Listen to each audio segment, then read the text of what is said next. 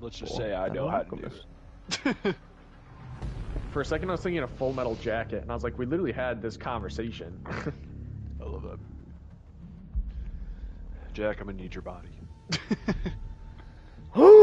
What a good lineup. Just ban Cafe, please. Dude, I swear if we get banged, I might cry. We're gonna get border. No, we're not, dude. We're getting Clubhouse. Hot diggity dog. Yes! Really? Starving.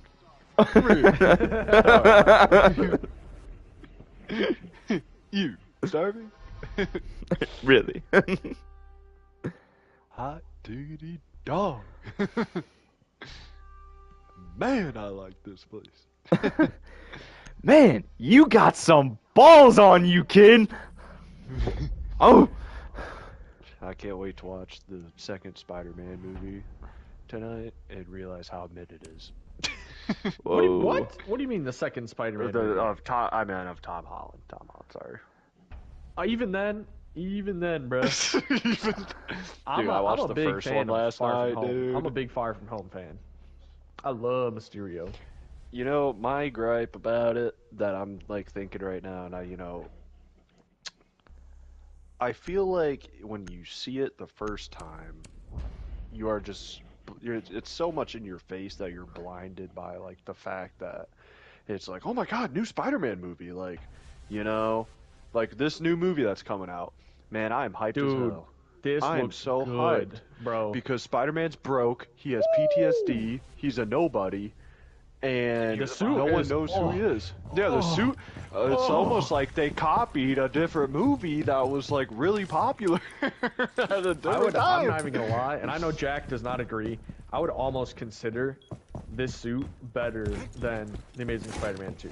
All right, buddy. yeah, for a fact. Oh, buddy, we gotta get your eyes checked. Yeah, Tazlin 2 is untouchable.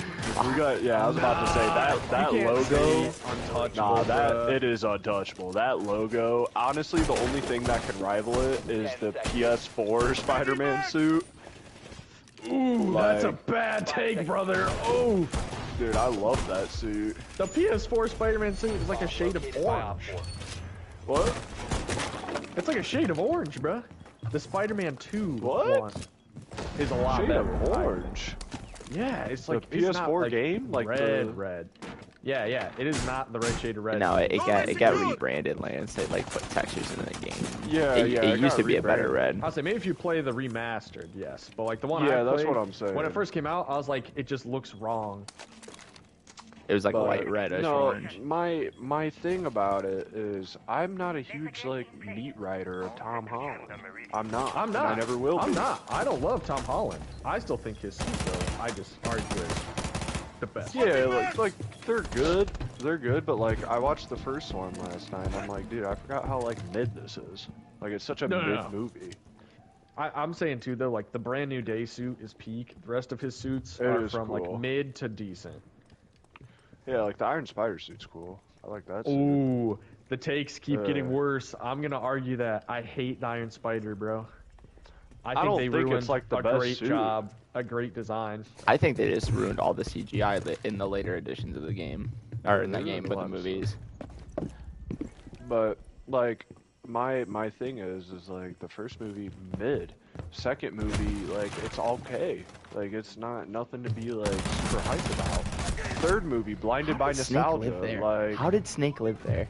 This game is garbage, bro. If you rewatch, like I don't know what it was. I rewatched the scene. I rewatched the scene where they finally find like all the Spider-Man again, and I forgot like how cringe. Oh my god, bro. I forgot how like cringe it was. The way MJ and Ned acted, and like how cringe it was. Like throws bread at him. Yeah, like do something. And it's like, what? I honestly think all of NJ's character and the new one is cringe. Every part of it is cringe. It's a weird like thing to think about, weird take. But then I think to myself, like this new movie coming out, it looks amazing. It looks awesome. But why did it take 700 movies for them to finally get Spider-Man right. All friendlies were eliminated. Like, the actual, like, we're finally on the plot of, like, this is Spider-Man. Like, we're finally here. We did it. I'm waiting for Lance to rebuttal. Like, that's what I think when I see this trailer, and even then, the thing that I'm not excited about is you forget who's directing it, and it's Marvel. You got Punisher, who's not going to be as brutal as he is in the show. He's just going to be there. Like, it's a PG movie, so nothing too crazy's going to happen. But, like, that's my take on it. At least the way right I see now. it, though, is I think, like, the Punisher getting toned down in this one makes sense to me, though, because I have a feeling it's not going to be like, oh, they just toned him down to tone him down, but it's going to be like because he's around Spider-Man, like Spider-Man's basically policing him.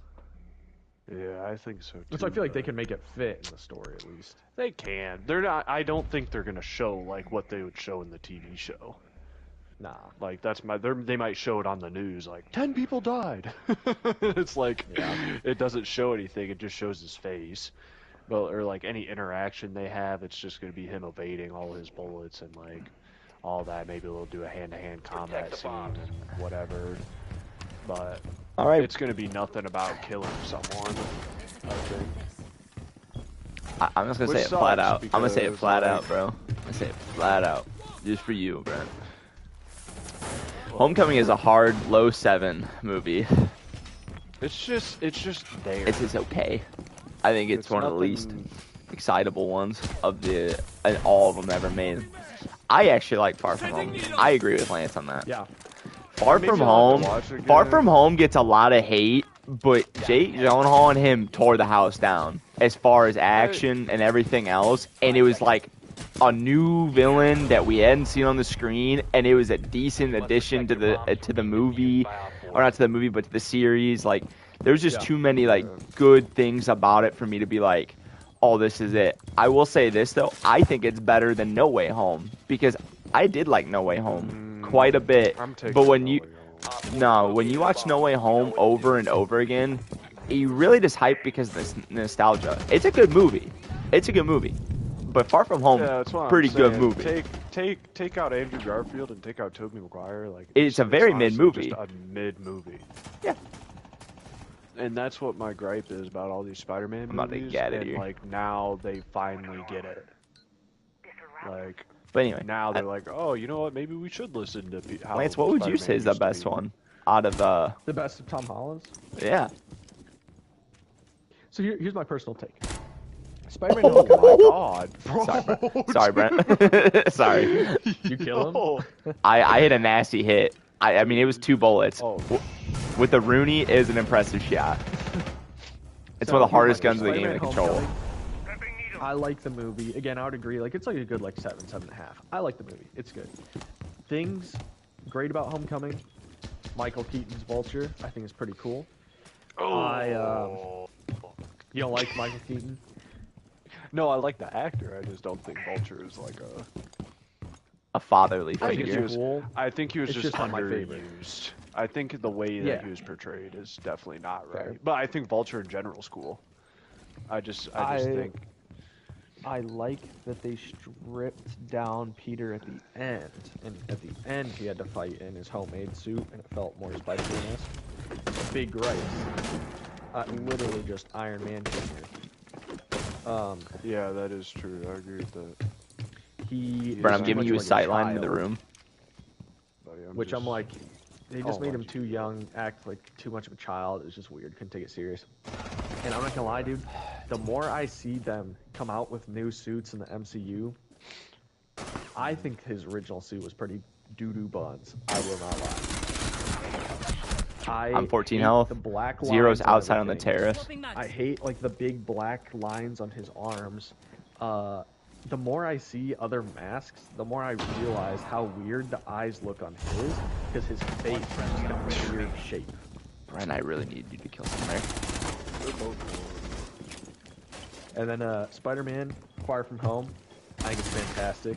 I like the whole plot of Jake Gyllenhaal and like Mysterio. I think he looks awesome. Like the suit, fantastic design. The black and red Time Spider-Man expired. Oh, he's suit, down. Seconds. hype AF. That one I'd probably give like an 8, 8.5. Jack just high. No Way Home. I will agree. No Way Home is probably like a pretty like okay movie, but the thing is, it has the nostalgia factor. So we can say, oh, without the nostalgia factor, it's a pretty mid movie. I hate that you can't mount while shooting. The nostalgia factor.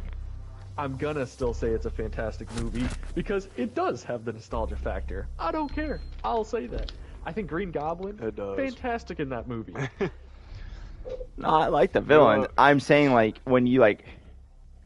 For me, the reason I put Far From Home over is because it's original and it's just, like, their own thing. Like, yeah, Tony giving him the glasses is the main push of the movie. But he's, like, off on his own, and there's no one else to help him. It's kind of like his first real solo movie, and he's trying to figure it all out. And he's figuring out, like, I have to admit, like, the scene where he uses the spider sense for the first time is one of the cleanest scenes they have, but they ruin it by saying Peter Tingle. I think it's so marveled up by saying it. Well, and that too, though, is where I think... I don't like the marveled up things, dude. Honestly. Like, I think that's what ruins that new Spider-Man stuff, is because you think of the other Spider-Mans, and they are so good for them being on their own. It is their own movie. There's no side characters. Like, there is very few side characters, but it's all the Spider-Man verse. So, like, this new one being, like, what you said, like, Iron Man Jr., and now this new movie, Hulk's going to be in it, Punisher's going to be in it, and now you got, you know, I guarantee Daredevil's going to be in it by the end of it. The bombs. No, he's definitely in it. He's definitely in it. It's literally going to be Punisher and them fighting everyone else, and he's going to take down whoever's controlling them. But you look at Amazing Spider-Man, it's just him the whole time. And it's like, and the thing that I don't like about Far From Home either is, like, the way, like, I understand they're trying to, like, build the world, everything, but, like, Spider-Man is the friendly neighborhood Spider-Man, unless he's with the Avengers. Like, he doesn't go to Paris, or, you know, like, and that's what I think the Amazing Spider-Man, like, and the regular Spider-Man is what Tom Holland doesn't have yet, I think, and this movie might change it, but... It's the fact of, like, it's literally just him in a movie.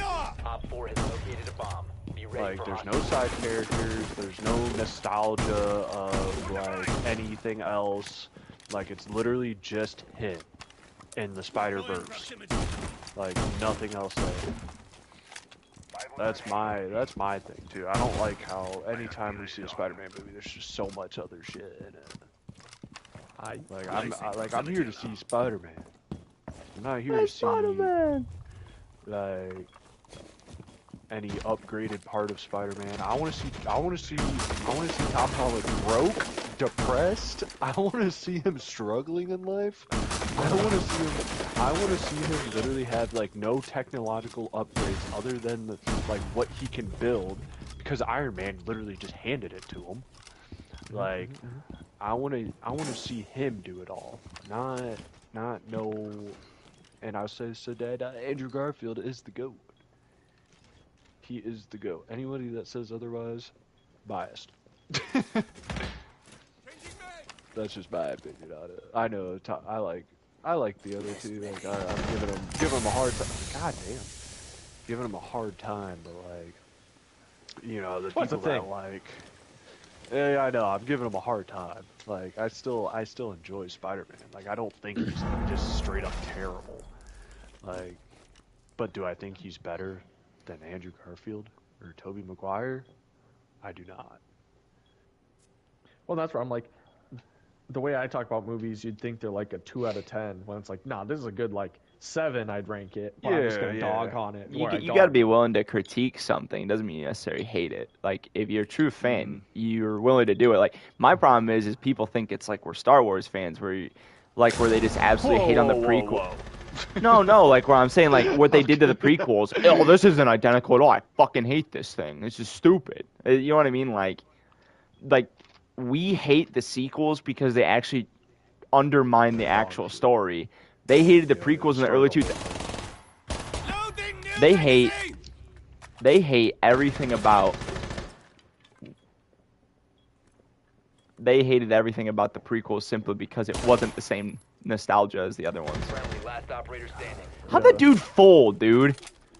He hit him too. He just had more damage. Oh shit. Why can't I see him, dude? All friendlies have been neutralized. Give me 1 second here. Bro, I absolutely love you guys. You guys all talking game chat, but you guys are getting fucking rolled. Like faster than a fucking fat kid in a Kmart. Sorry. Sorry. I don't want to do this no more. It is just your typical R6 players. They're all chirping or whatever. I literally said, I'm so thankful for you guys for talking, but I said you guys are getting rolled faster than a fat kid at Kmart. Oh. I'm not even playing good either. I'm having a great game. My setups have been good. No one has done anything to help the setup, and everyone's folded at every freaking instance. It's really getting annoying at this point. You know what, Brent? This is why they watch. Where is she at? All right. But no, I would agree that they need to, like, take away the other two Spider-Men and, like, everything else that's going on. I feel like it would leave the third one hollow. But take away all the external factors of the second one, it's still a fantastic movie because it's simply about him trying to live. Because I feel like when you watch it again, you'll like respect it more because he's at the point after. Because the second one, in my personal opinion, he's at the point where he just wants to be a normal kid, like literally what we learn about in the video games or any of the other Spider-Man, because he's been to space, he's been everything but the friendly neighborhood Spider-Man. He has not even gotten to be Peter Parker. He's falling in love with this girl. He gets to spend 0 time with her. He really wants to ask her out, but he never has the time to because he's always being Spider-Man. And Mysterio is the guy that he thinks he can trust because he looks like a full-blown hero that he can hand off the mantle to, literally what he's doing with Miles in the video game, and you have a fantastic villain that is all about deception. I'm serious. That's where I stand with it. Lance, would you agree? That's what I took from the second one. Yeah. The third one's still good. Like when I like rate them, like 1 is a 7. Bro, another Tabaro spraying out the window. Are we serious? Which way did you walk? Did you walk up mid? Well, no, I wasn't from far out. I got killed walking into the downstairs because I go through the floor. 1 is a 7. 2 to me is a 8-8 for like his movies. I'm not talking about all time. It's an 8-8 for as far as the Marvel Spider-Man. 3 is probably, after rewatching it a couple of times, it does lose its luster a little bit. I know when it came out versus the Batman, everyone was like, oh, which one's better, this or that. I have to say the Batman is intriguing to watch every time. It's a good detective movie. The third Spider-Man, when the nostalgia wears off a little bit, it's probably an 8-5. Still a great movie, still great actors in it. It's just... My thing that I just thought of right now, can you name any other Spider-Man things that is worse than those movies? Any other Spider-Man TV shows. Like, is Tom Holland the worst thing of Spider-Man that has ever been produced? Here's my thing. Not saying it like it's F tier, but like, is there anything? Actually, I take that back. Miles Morales. But that doesn't count. Let's go Peter Parker. Let's go. We look at for Peter Parker. The best nerdy Peter is probably Toby, but the problem is with Toby is when he puts on the suit, Spider-Man is like an alter ego, where he's mouthy. He's everything that Peter Parker isn't. He's full of. He's just always yapping. Parker? Not that it's not quotable, but me and Lance going and watching in the theaters again. Do you remember sitting there, Lance? I just don't remember this movie being so cringe, but it's so funny. Like just some of the voice lines that he is. Bro. It's so bad. The dialogue is terrible, but it's funny. Like the only moment, like, if they would have let him talk the way he talked to Randy Savage in the beginning of the first one for the entirety of the enemies that he faced out the trilogy, I'd be singing a different tune about Toby. That line about, what's he say, Lance? He's like, oh, nice outfit. Your husband make that for you? Yeah. Dude, what a good line. 10 seconds. But other than that, dude, Andrew beats out. 5 seconds. He beats out Tom Holland's Peter Parker. I have a hot I'm take talking too. about any Spider-Man. You're out of I'm time. talking about TV show. I'm talking like. Well, I want to hear Lance's hot take real fast. I think the Amazing Spider-Man 1. So I like the first Amazing Spider-Man. I think it's actually good. I think the second one is just boring and overstuffed and just a stroke of a movie. But the first movie I do enjoy. I think it would be so much better though. Literally increase the movie by a whole percentage point if it took place during the day. Too many night scenes. That suit that he has, the first Amazing Spider-Man suit, is kind of gas, not gonna lie. All they had to do was change the lenses to be reflective silver, not even white, but like silver, and set the movie during the day. And that suit is top tier. I sent Jack an edit of it. That's a fair take. Was it part? I'm gonna find that edit. Oh, are you talking about the night? I would say this though. Like, the main fight is at night. He saves people on the bridge at night. It just like a lot of it is honestly, too dark. I think it looks cleaner.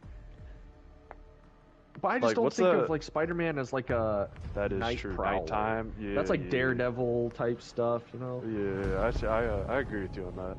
I don't know. I just keep thinking of that one shot where he like goes up with the moon and he does like the. That's gas. Yes. Yeah. Like I won't lie, bro. That's awesome. Like that high definition, like just shot. Like, okay, I don't know if it's a hot take, but I would easily say that Andrews is the most complete Spider-Man.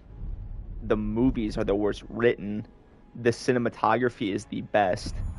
And I would say that TASM 2 has the best intro to any Spider-Man movie and the best ending to any Spider-Man movie.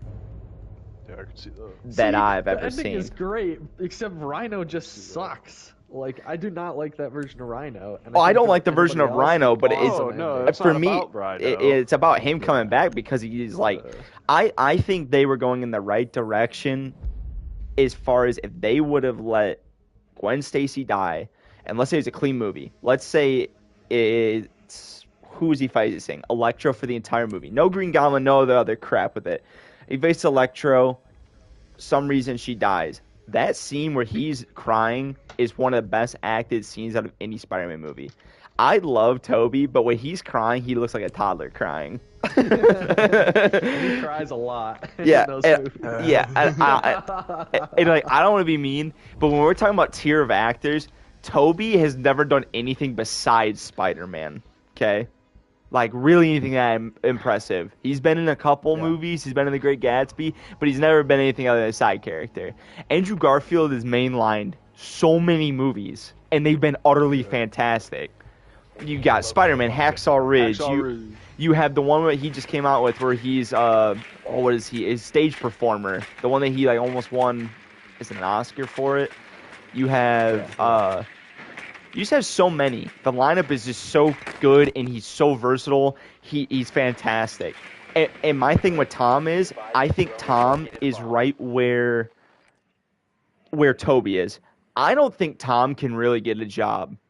I think they tried, like Hollywood tried to force him down everyone's throat, like when they did the Uncharted movies. It was like a 2-year span where he was in like four extra movies on top of the Spider-Man.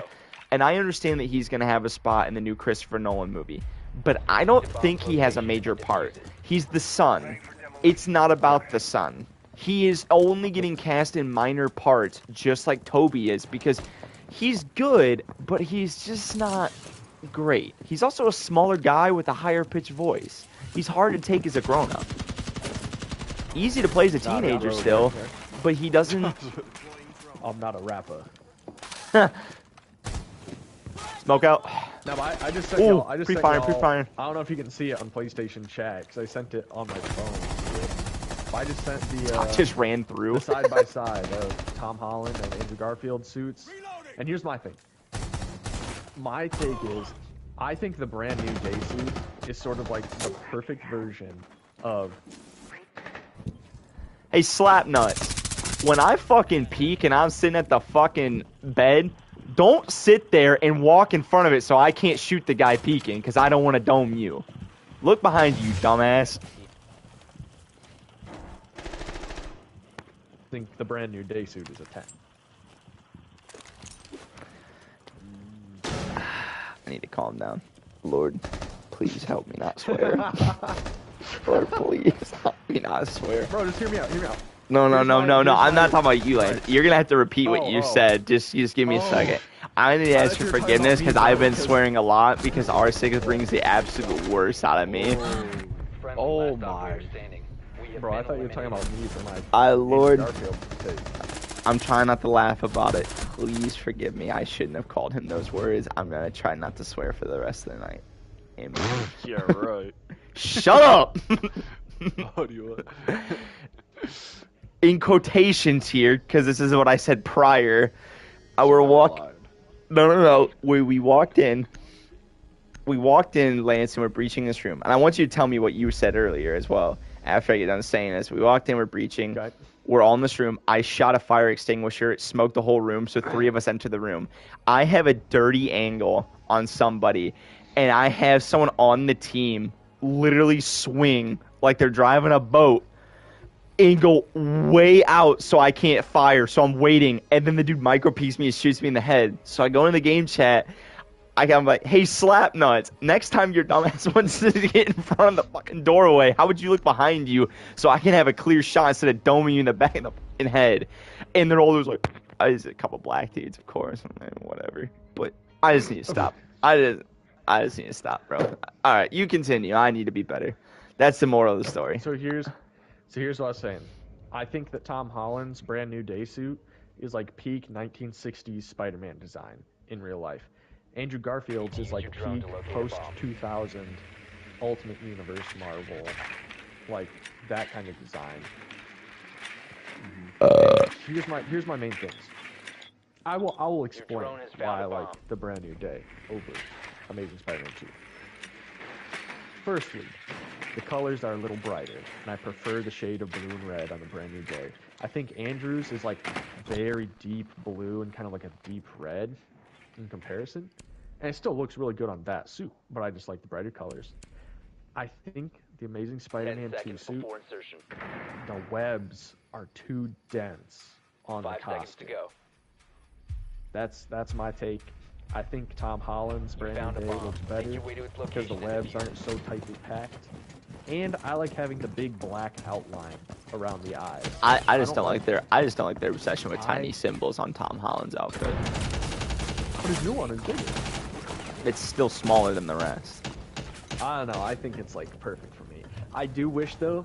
I wish Andrew Garfield's eyes had some black around them because they just feel like they're big, white, and bulbous, but then they have like a little outline to them. And I like when he's got like the quote-unquote like eyeline. I'm not moving, so go ahead and use me. Pause. Pause. Wait a minute. When you wake up in the middle of the night and she says no. I'm done. I'm done being Montaigne for people, Brent. I don't understand how I can sit still and people cannot use me to get angles on people. I don't get it. I'm gonna be honest with you. You just allowed a clear push. Eliminated. I'm sorry, what'd you say? You just allowed like a clear push into the place. I know that I allow that, but I'm saying though is like we almost came we came close to losing that round, Brent, because they would not fire at the people. You were the only one trying next to me, and you shouldn't have been hit the way that you were hit, but it's the video game. I mean, what are we gonna do about it? I'm just saying it gets very annoying. It is very annoying. Like it's just like all right. I'm going Blackbeard. Oh boy, what is happening? I'm scared, boys. Genuine. Oh, that scared me. But if I had to rank all the Spider-Man, all the movies, all of them,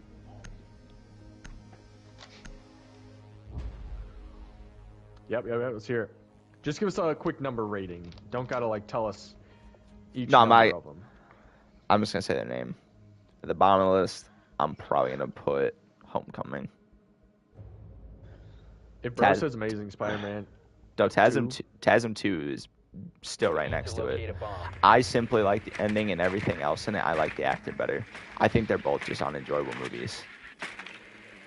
In my mind, they're just okay. Dude, I am so bored watching it. I don't know much about Vulture. Wait. TASM your list. Hold on. At the bottom is Homecoming. Personally, okay. I don't like it. I think it's okay. I think it's just, it feels like a side quest story. I feel like you get your introduction to Peter. They skip the whole introduction of how he got his powers in this one. It's mostly about Tony Jr. and him getting all his tech. Vulture is just pissed at Tony, and he catches a dad trying to make his money, and he has to stop him, all while at his homecoming. The only redeeming factor is when they catch Ned in there, and the only way that he can cover for him, so funny. He's like, "What are you doing right now?" I'm watching porn. Yeah, It's fun. So funny. Watching porn.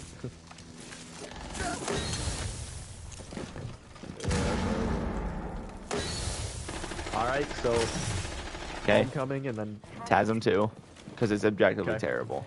But I like the intro, the main actor, more, and I like the outro, which is why I'm putting it above it. In general. Yeah, the cinematography of that movie is fantastic. Like, whether people want to say, "Oh, Electro's blue," dude, when he does the scene where he saves everyone, where he swings the line and grabs them, and it shows literally the web like latching onto her hand, and he saves everyone with only one web shooter, is one of the cleanest scenes ever. Yeah. And two, when he catches the cop car, and he's like, "Oh, whistling!" You're not one of those cops that rides a horse. Whistling his theme song when he like drops the gun on his head as well, like it. Yeah. All of it is cool. The interaction between him and his main love interest, also fantastic. It's just the rest of the story that gets cluttered. Because they try. The problem is they listen to too many executives. It just feels like exactly like Spider-Man 3, which is going to be the next one on the list. Because they try so hard to bring in too many people. Sandman's a good enough villain. He is. For a solo movie. You should have just let it ride. Especially if you were going to tie it into Ben Parker's death. There was enough emotional impact there to make it a full movie. You didn't need the Venom outfit for that. You just didn't.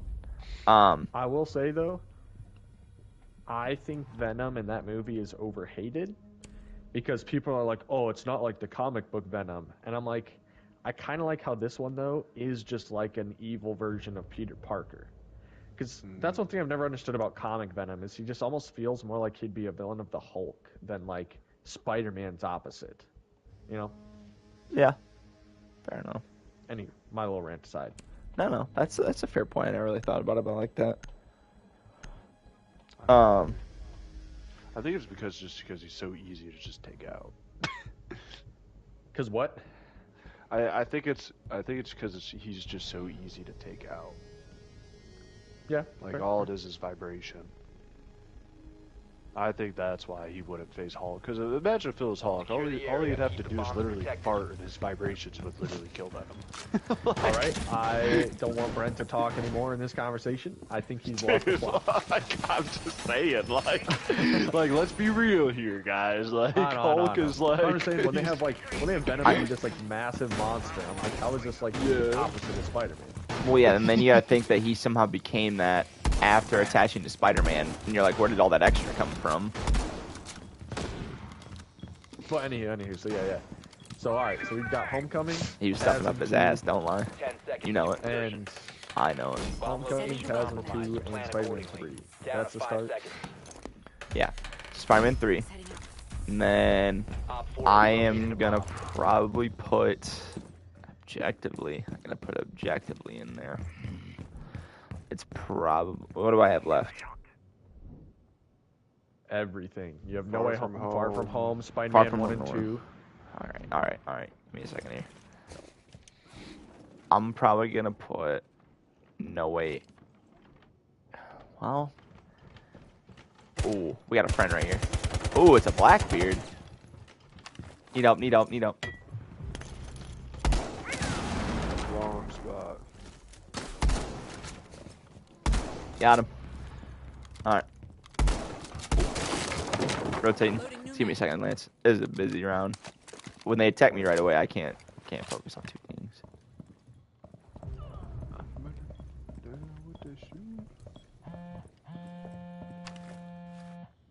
Oh. What window are they on? Can you give me a call out? I think that I'm Tom Cruise. They're going in the main room. They think that I'm Tom Cruise?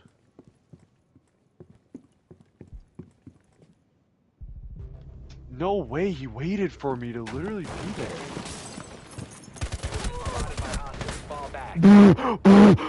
No damage on Buck. We're high. We are high as a video game. What? I want to see this. There ain't no way I missed that shot.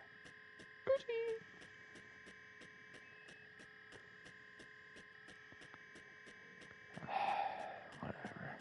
All right. Ooh, objectively. One friendly remaining.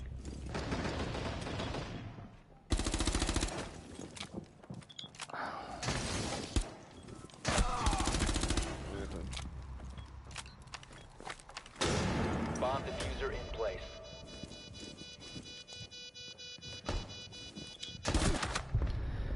I'm probably gonna objectively have to put Tasm 1 there, even though I enjoy it for the actor. Yeah, that's crazy.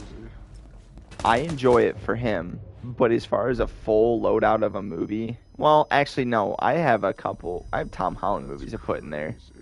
That's a crazy take. I'll probably put No Way Home, and then Spider-Man 1. Spider-Man 1's pretty good. Me like Spider-Man 1. And then I'll probably put Tasm 1, and then no, I'm sorry. Tom Holland's Far From Home, Tasm 1, Spider-Man 2 on top. I don't know if I'd put Toby's. Let's bump up Toby's 1 past any of Tom Holland's movies. 1 and 2 from the original 3 are absolutely fantastic. I think. Let me write this down so I can take it clearly, because this is becoming too hard for me to think about. There's just too much going on. It's not that hard. Yes, it is, bro. Bro's got like 7 things to think about and can't even do that. I'll be honest. I'm I agree with your list so far, other than TASM 2 and Secure the bombs. Spider-Man 2 is Spider-Man, objectively probably the best movie. That's just hands down. What did you put? You put TASM 2 and... Well, just give me a second. Let me write it down, and we'll continue this. We'll continue on this. Just let me think. Spider-Man... It was Spider-Man 3, wasn't it? So yeah, I'd switch those 2 around. Op 4 has located a bomb. Plan your defenses accordingly. Camera in position. Oh, good lord. 10 Oh, seconds great remaining. heavens. I ain't gotta deal with this, bruh. 5 seconds. This big old zombie with a chainsaw. Oh, I'm Denari, bro? Be ready What the for hostile hell? action. I'm writing down my list right now. Give me 1 second here.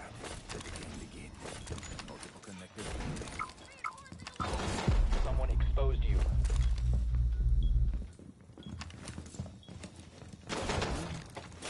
Setting up some more just in case. Activating camera. Deploying jammer. I think that I'm Tom Cruise.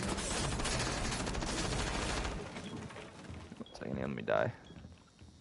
I don't wanna be alive. shotgunner. I just wanna die. I just wanna die today. I killed someone too as I saying that. I just want to die. Oh my god. That dude just got penetrated. Bro, I'm giving you a little peek hole here. Oh, what? Hello, buddy. I just absolutely gave that dude. Uh-oh. Ashen. Oh my god, you could have killed him in 2 seconds here. No, that wasn't Ash that killed you. 1 on 4 remaining. Right here, Ash is on the steps. I killed 3 that round, so I cannot be bitched at. I did that while focusing on something else. Alright. Let me finish up here. We might lose this.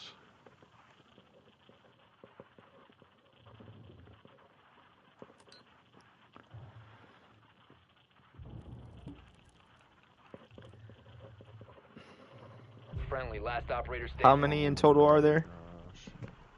That have been created? 9, right? No, not 9. 8. 8. Oh, yeah. Okay. I think I have it. Let me put my numbers next to it. 8. Yep, I got it. Alright. At my number 1 slot, we have Spider-Man 2. Okay. Objectively, as this is the most thing that I watched as a kid, Spider-Man 1 is fantastic. Absolutely Dude, fantastic. how do you lose that? TASM 1 is number 3. Far From Home is number 4. No Way Home is number 5. Spider-Man 3 is number 6. TASM 2 is number 7. Homecoming is number 8 on my list. I don't think TASM can take a top 2 objectively, but it is a top 3. Because of the actors. The actors employed in it are absolutely fantastic. And I'm going to be honest, I think one of my biggest downfalls of Tobey's trilogy is MJ is an absolute freaking asshole to him. She is not. She's a money honey greed. Why do we keep going? She is just very, very, very. Did they lose that round? I killed 3 people and they lost that round. They had 1 person to beat. It was an Ash. It was 2v1. They lost. Go basement, bro. Please. Ash is their ace.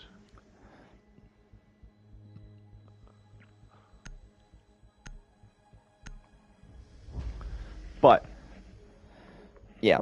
I think Emma Stone and Andrew Garfield's chemistry off the charts.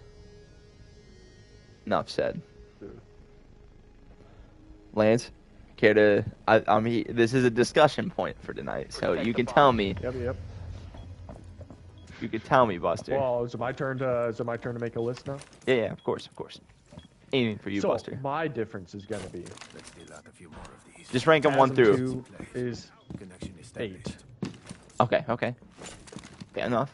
I'm gonna work my way up. TASM 2, 8. Op 4 has located a I bomb. just think Be ready for assault. just worst overall, yeah. After TASM 2, Spider-Man Homecoming.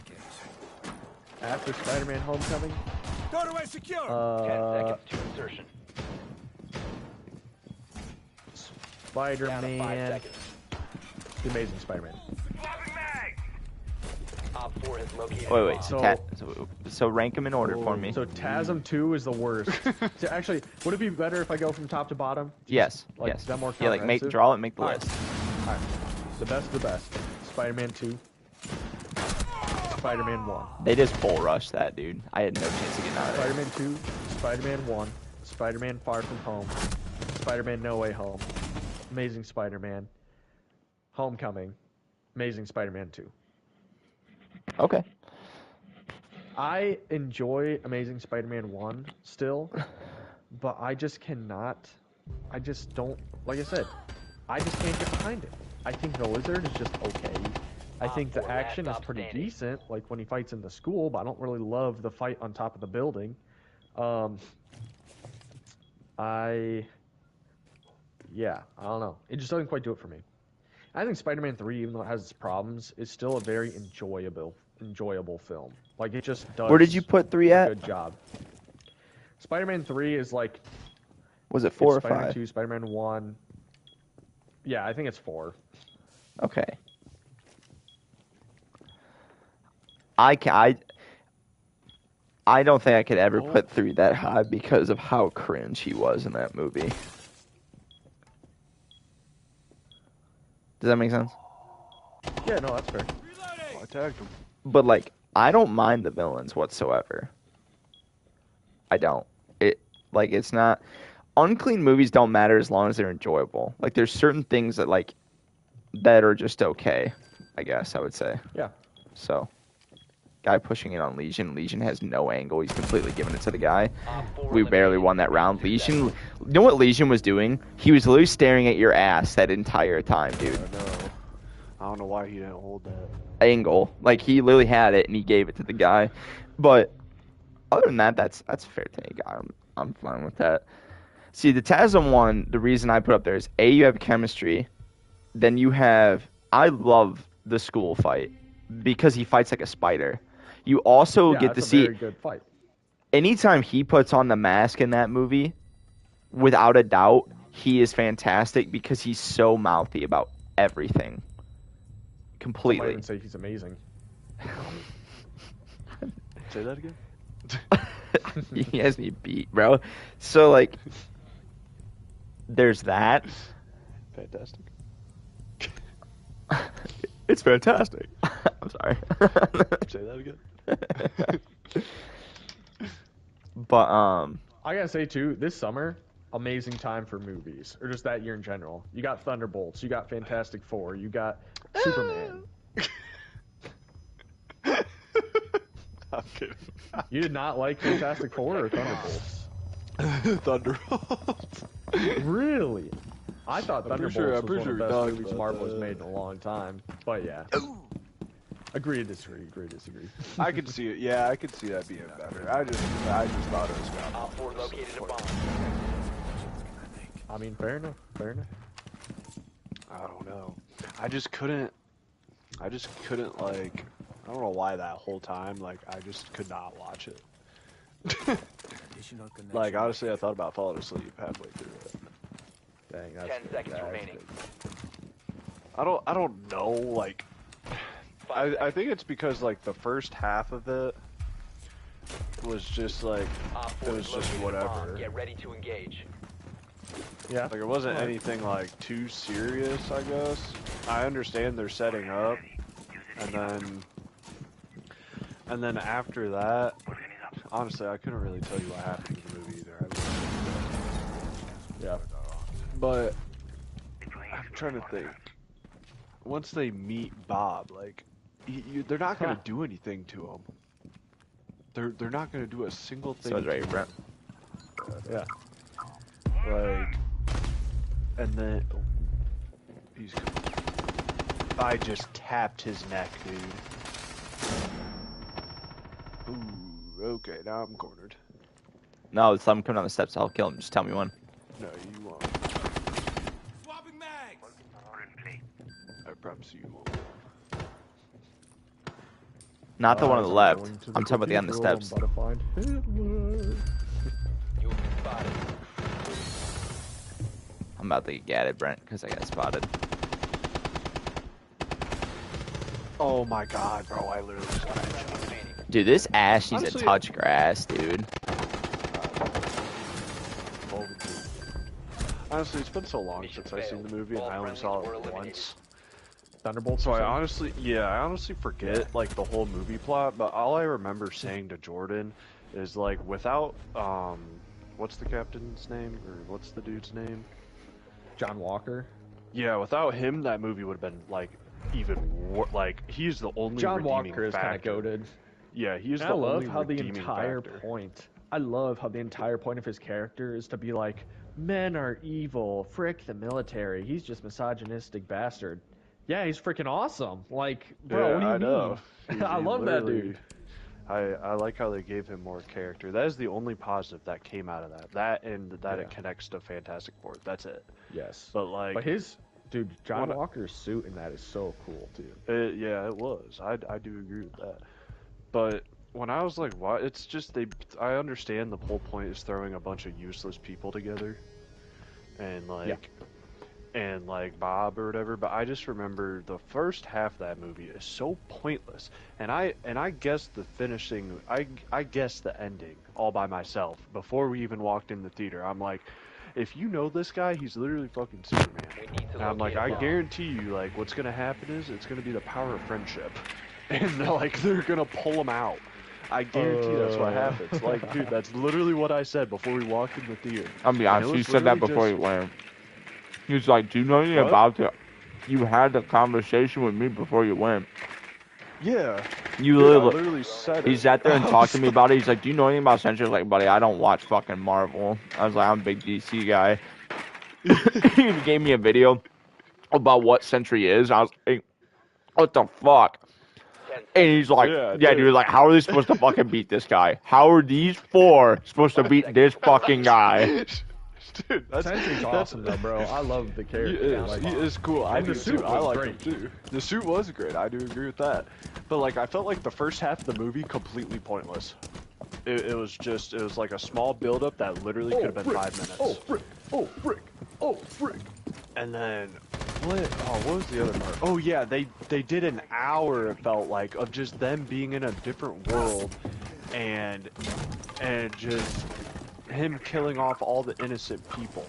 And there wasn't a fight scene, there wasn't anything. It was just like, oh, Bob, come back, please. And then he got he got touched by a white woman, and like his senses came to him. And okay, but is that not the most realistic thing to happen in the MCU? I 100% get it. But the like Huzz, bruh. The Huzz. I was honestly, you don't understand like how mad I was when I watched that movie. Like, I was expecting like so much more because everyone was like making it seem like it was like one of like the best movies in recent times, and I was like, oh, here we go, finally, like a Marvel movie, I'm excited. And I get in there, dude, and I was pissed. I was like, bro, I was like, this can't be real. I don't know, I'd have to watch it. Thunderbolts is real? Oh my word. I'd have to watch it again, but like, dude, it was just a whole lot of nothing. Like, that's what that movie was. It was like a filler movie. Like, he's back here. He rotated. Like yeah, he dropped that. It almost felt like a filler episode of like One Piece.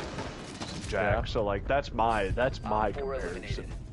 Like it was just like it's there. Like I understand like there was like a few. I guess the only importance of that movie is they introduced Sentry, and they connected it to Fantastic Four in a spaceship. Yeah. That is it. And like I know it's Lance, is your earth shattered? Like, no, it's like I don't care, bro. I literally do not care anybody's opinions. Like I like what I like, and if you don't, oh well. Yeah, it doesn't matter. No, I just wanted to hear the. I'm here for the. I haven't seen the movie, so I'm literally just listening. Honestly, Jack, you should watch it. See, and that's crazy though that we have such a different opinion. Like actually, like. I'm not saying your opinion's wrong or mine's right. I'm just saying, like, that's wild that we have such very different opinions. No, because I heard so much about it, like, it being good, but, like, I think my Marvel is just, like, slowly starting to go down because I'm so used to, like, actual good movies. Like, like, or maybe not like that way, but, like DC or, like, the Punisher show and the Daredevil show. Those are two completely different things from, like, let's say a Guardians of the Galaxy movie. Or like I think I like more of the real aspect of it. You know, not like the jokes every 5 seconds. They ruin it all the time. Like Hulk now is just a nobody. Well, I think that the Hulk is like the biggest thing that they've done wrong in this entire thing. I know. And it's all just because they can't get the rights to do like a full regular Hulk. They have to have these rights with Paramount or whoever it is that owns them. Yeah, it's just. Like, it just sucks that DC, like, movie development is terrible because, like, dude, if DC had, like, Marvel's budget and, like, it wasn't kid-friendly, dude, blow Marvel out of the water. That's my opinion. But like look at the Deadpool movies, dude. Like rated R, everyone loves Deadpool, dude. Yeah. I think Like, at this why point, can't you Deadpool's make- honestly a little cringe. I think he just swears to swear at this point.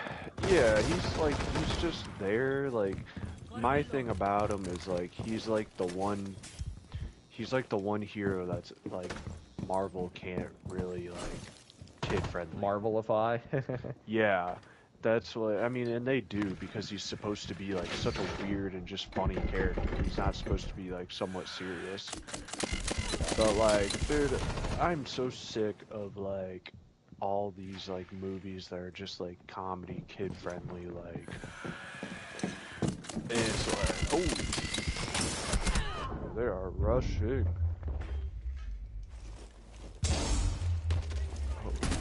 Bro, what is this garbage? Bro! Brent, hold that angle. Hold that angle. Oh, what Thank the you. fudge is that? What the fudge is this? There's a zombie tank! I signed up for this. No way he hit me through the smoke screen.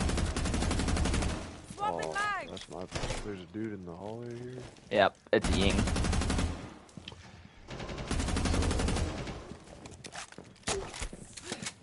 This is a clone.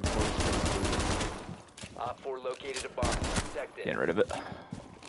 No, bastard. Oh my word, this game. I'm reloaded.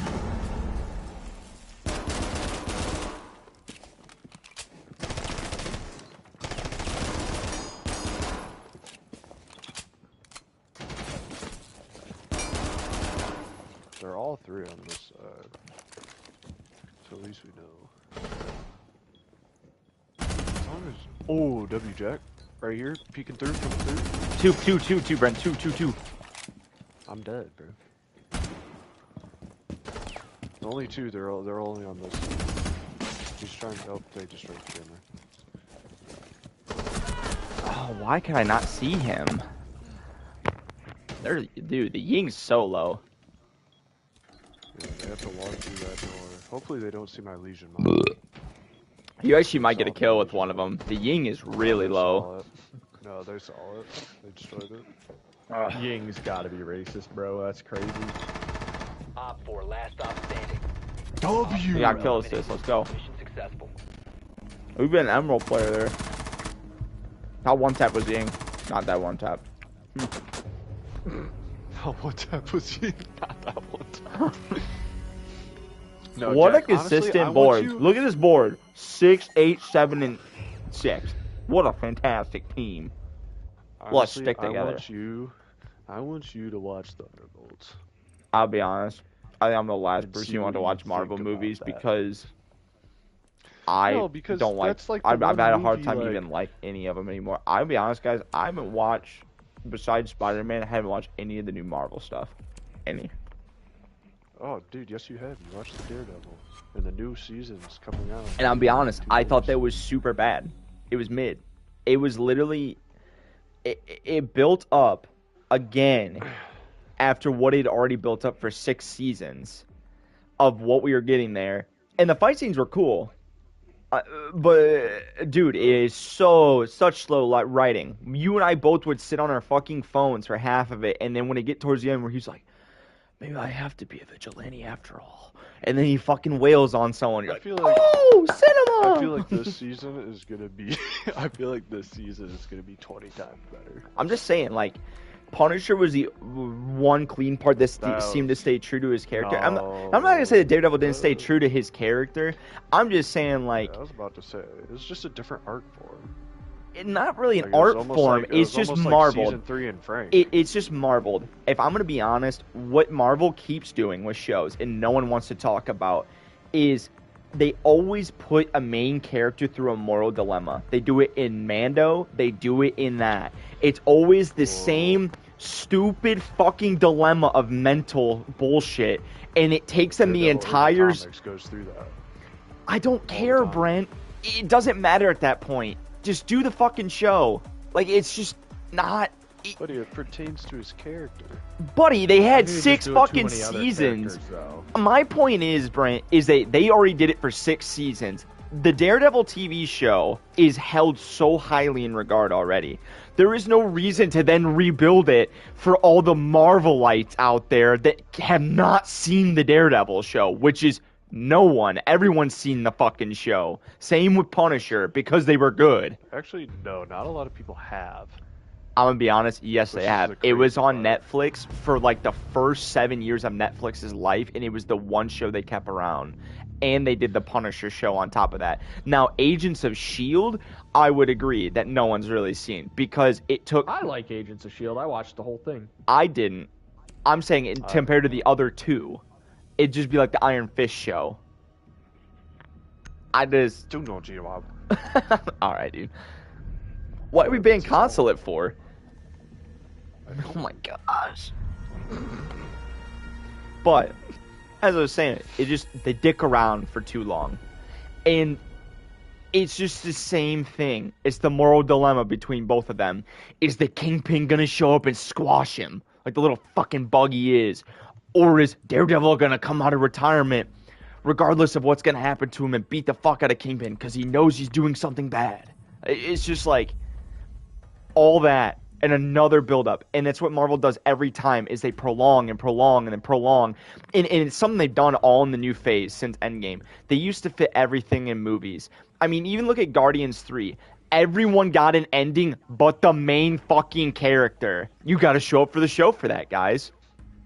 You gotta show up for the show for that. Oh, Hawkeye, he only needed a 5-minute ending to the show because he, in reality, as soon as he gets his kids back, would go back into retirement. We're gonna give him a 2-season TV show. I actually kind of like that show. I did not like Hawkeye myself. I thought it was okay.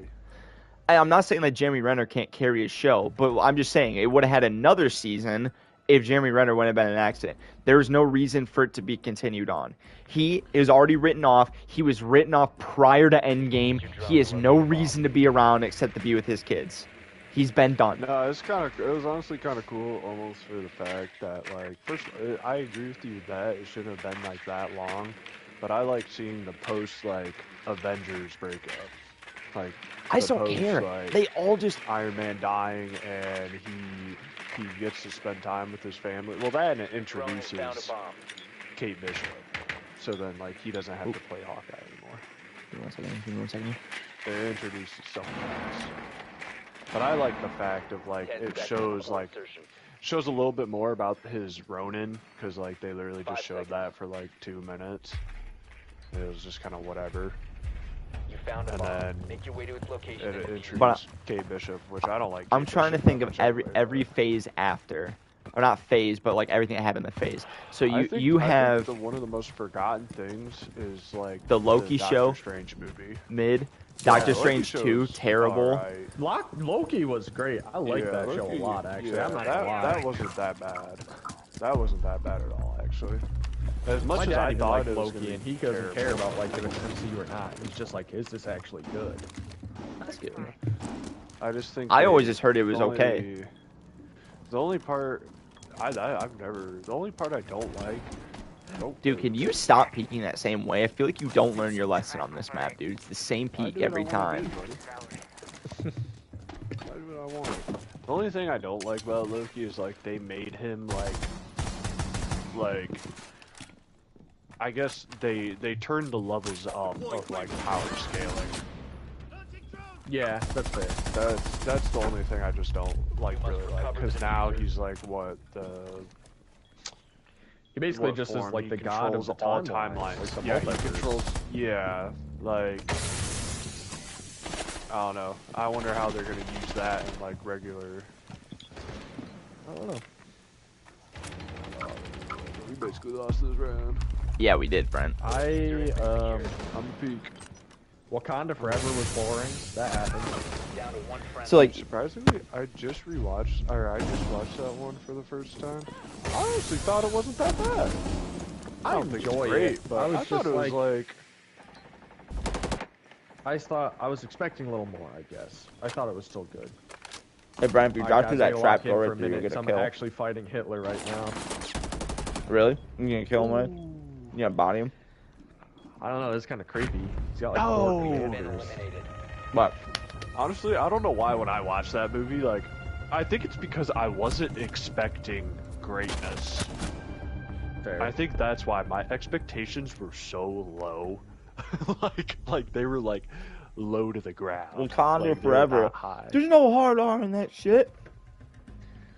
Like, Oh, honestly, frick. like, He's because I called knew Sinister nothing. Hitler? Was the first one not Sinister? Sinister.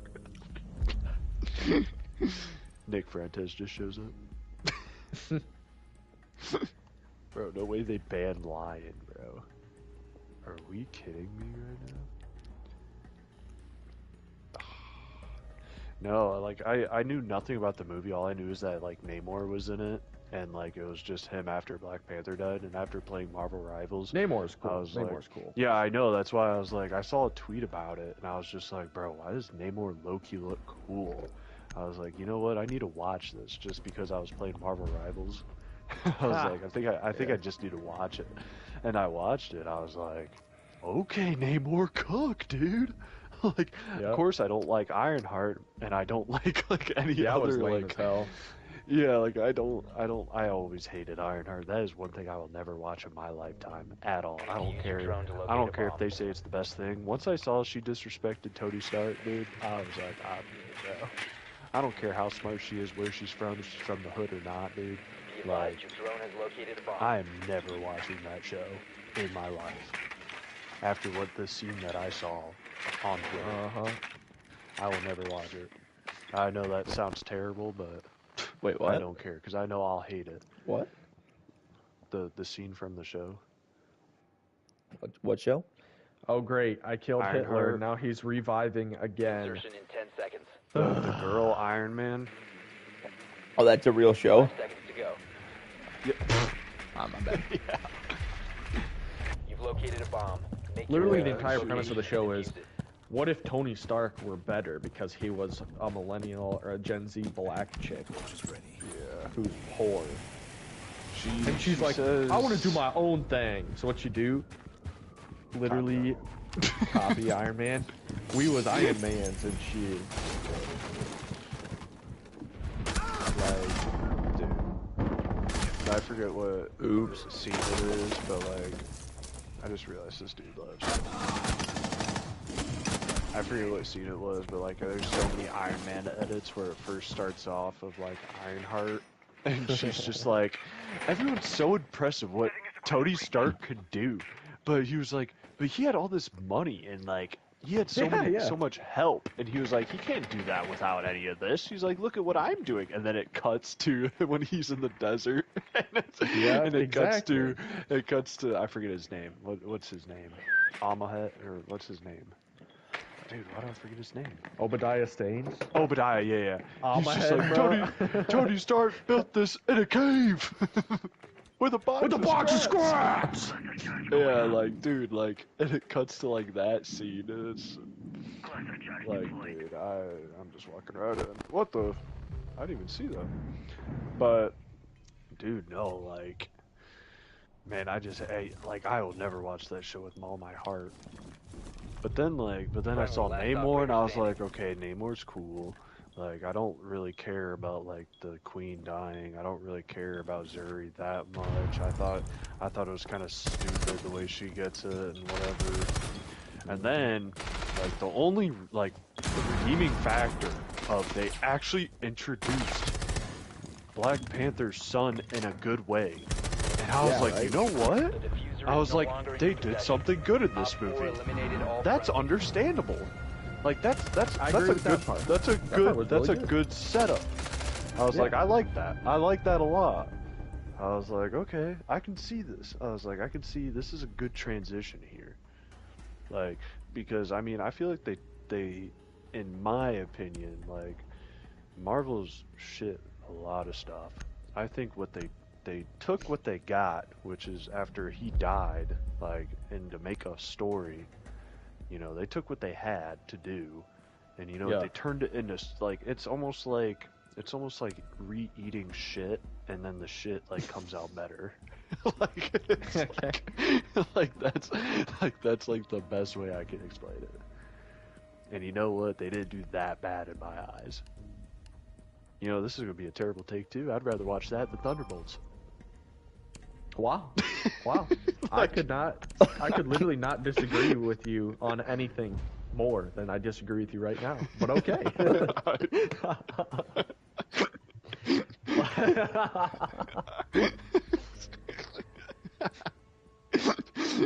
Oh man, dude. Honestly, you know what? I'll have to watch it again just to like remember why I didn't like it. Maybe it was just the day. I don't know.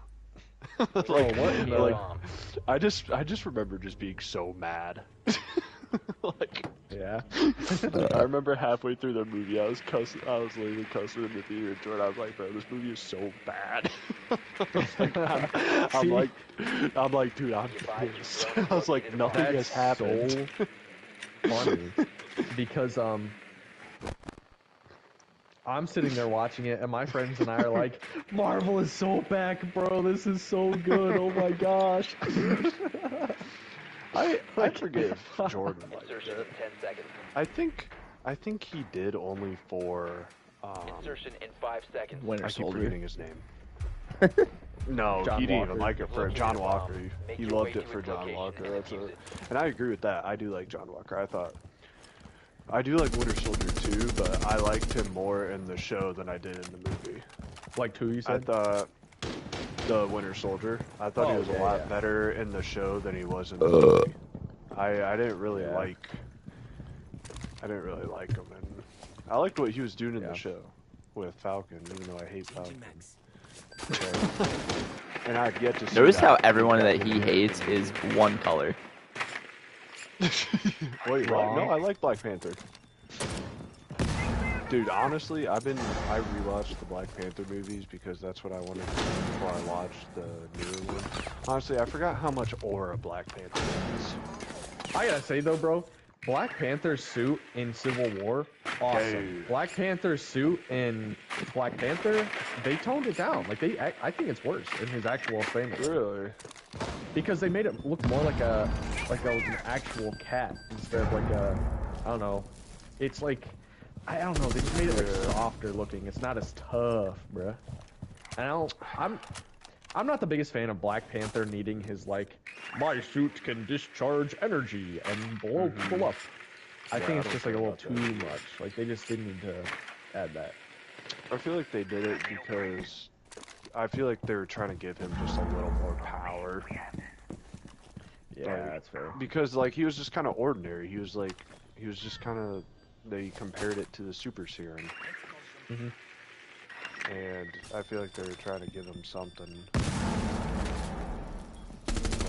Yeah, I get Something why else. they did it. I was just like, I don't know. I feel like Right, they're yeah, just push through this hole with me, buddy. too hard to try and make him like better and cooler, you know? I need you, buddy.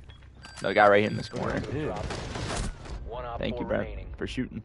Op 4 neutralized. Yeah, no, like Successful. honestly, I just like when I watched that first movie, dude. Like I'm not the hugest Black Panther. Honestly, I honestly thought it was just like an okay movie. Like I know a lot of people hyped it up. Like I didn't think it was bad, but I didn't think it was like the best movie ever Marvel has ever made. Yeah. But rewatching it again, I was like, you know what, dude? This guy kind of got some aura to him. I was like, See, like, I've I was always like, liked, that's kind of cool. I've always liked Black Panther. It just ticks me off that they're like, this is the greatest movie in existence. And Yeah, it's literally that's- only because yeah. it's an all-black cast. Whoa, Like- no, I disagree with that statement right there. That's the part Wakanda I don't- forever. Yeah. I just like Wakanda, in a way you hard-art it. I just like the like idea of Black Panther that he is literally a stealth Captain America. Yeah, no, he's cool. Like his suit is raw too. Like honestly, Like I said- I hope they bring in a new one. It's so it's not- like not noticeable until you look it up. Like if you Google No, the I- difference I- between I the know Black what it Panther is. suit, like it's just like the face is just a Yeah. little different. I This thought it. pattern is I just a thought you were little talking about the different. texture. Like I feel like the No, Civil like War the one he actual- was sleek, but the, The other actual one he had shape like of the some face texture. changed because he went from Predator face, like ears forward, very aggressive, in the Black Panther movie, his ears are like further back, and it almost just looks like a little friendlier. And so I don't think it has as much just like raw like power behind the look. I also like the fact too, like, I also like the fact that Black Panther is like he plays both parts well, almost like a Peter Parker in Spider-Man. Like he's a king, and he does all that other stuff, but he's also Black Panther. And I love, like, it's one of my favorite transformations is the necklace into the suit, almost like Iron Man's nano suit that he has in Infinity War. Like I think that is just so raw. I think the toughest Iron Man suit, though, is... Are we going, like, movie or, like, no? Well, I'm just saying, like, in the movie, in the first one, he has, like, the robots that, like, put it on him. Here are my, like, toughest Iron Man suit scenes. When he has the robots put it on him in the first movie. When he has the robots take it off of him while he's walking in Avengers. Yeah. When he has the briefcase. The briefcase is probably my favorite. And then, I love Civil War, where he's sitting in his helicopter. He's like, you know what, I'm going, basically. And it, like, forms him and, like, ejects him out of the helicopter. I love that, dude. That one is so tough. I honestly think... It's not a transformation, but I always thought in Iron Man 3 where he jumps off the bridge and he gets into the suit. Like, I thought, like, that transformation of him, like, just, like, going from one suit to another, I thought that was so cool. Iron Man 3's got its problems, but I think it's still just like it's a fun time. They have a Brava, dude. They have a Brava. Do they really?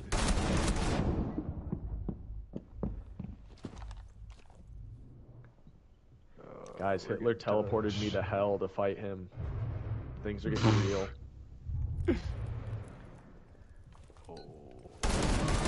What a clutch! What a clutch! What a clutch! That's what I'm training for life.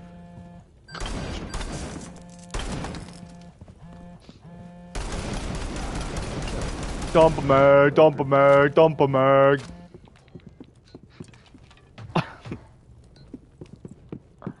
Daddy's home. Captain Mofo. Why would you keep tapping the 5 mark on the other side of the wall, you dingy? Somebody just got... Uh-oh. Brain's got the angle on. He's right to your left, buddy. You got this. You got this. No, I don't. Yeah, you got this. He's gonna pony you into Doc. Not Doc. One friendly remaining. Oh, yeah, we're good. Now you're fine. Just sit still. Just sit still. Just let it all happen. For once, don't do what you usually do, trying to get a kill. Hit the smoke. Hit the smoke. You should have shot the smoke, dude. Don't need to. Time expires in 10 seconds. Where's your sword? Don't need it. 5 seconds remaining. They haven't planned it yet, Brent. They haven't planned it yet. He's got the angle on you. Drop to the floor. Drop through the floor. Drop through the floor. He's planning. No, Brent. Where's your sword? Don't need it. You're out of time. Oh. Major swag alert. Man, where's your sword? Don't need it. If you haven't seen that show, then you're really not in it. Okay. But no, we're back to the original part of the conversation. I just think the new phase You is... need to watch Thunderbolts. I just don't think there's anything that I like of the new one, and I haven't missed anything. Because Spider-Man's like its own entity now. And I really feel like they looked at, like... No, they literally looked at... I think it's going to be. No, that's literally why they made him forget. That's why he's... Oh, they no, literally... no, I'm saying he's going to be connected to Daredevil and Punisher now. Yeah, but they're doing that for the TV shows. He's basically heading what they were going to do with Andrew Garfield's, where he's the head of his own group. Because everything else that's going on, dude, is garbage, in my mind. That's true. I saw a Twitter post where it was like, what is this thing Hulk has on his arm? It keeps him from transforming. Yeah, it was in She-Hulk. Like, yeah, nobody watched the show. It was like, did I watched anybody the first watch episode of She-Hulk and was like, I will no longer be watching this. Dude, I just determined, like, this is not worth my time, energy, anything. It was like it was like someone with like what's his name? Flora Punk keeps his character. What's her name? Florence Black Widow's Pugh, sister. Yelena. Yeah, it was like Yelena profile picture, and it was like, did no one really watch She-Hulk? And like everyone in the comments was like, hell no, dude. Like, they're like, bro, that's value my life. It was when She-Hulk started explaining how she can control it because she's a woman and has to deal with like anger every day because of men. That's when I was like, if I could kill a TV show, like if that was a thing that could 10 occur, seconds left. this would be it. Once I saw Megan Thee Stallion twerking the She-Hulk, bro, I was like, this can't be a real show. That was the only thing that kept me going. Keep To an be eye out honest. for No Op 4 kidding. attempting to defuse the bomb. Dude, I have an insane Hulk edit where it was like, an insane Hulk edit on my TikTok where it's just like, it's her thing. I can control it because I am definitely better than you, or like something like that. It just accused to Hulk like being like just being a man. Yeah, I forgot to get Denari here, Brent.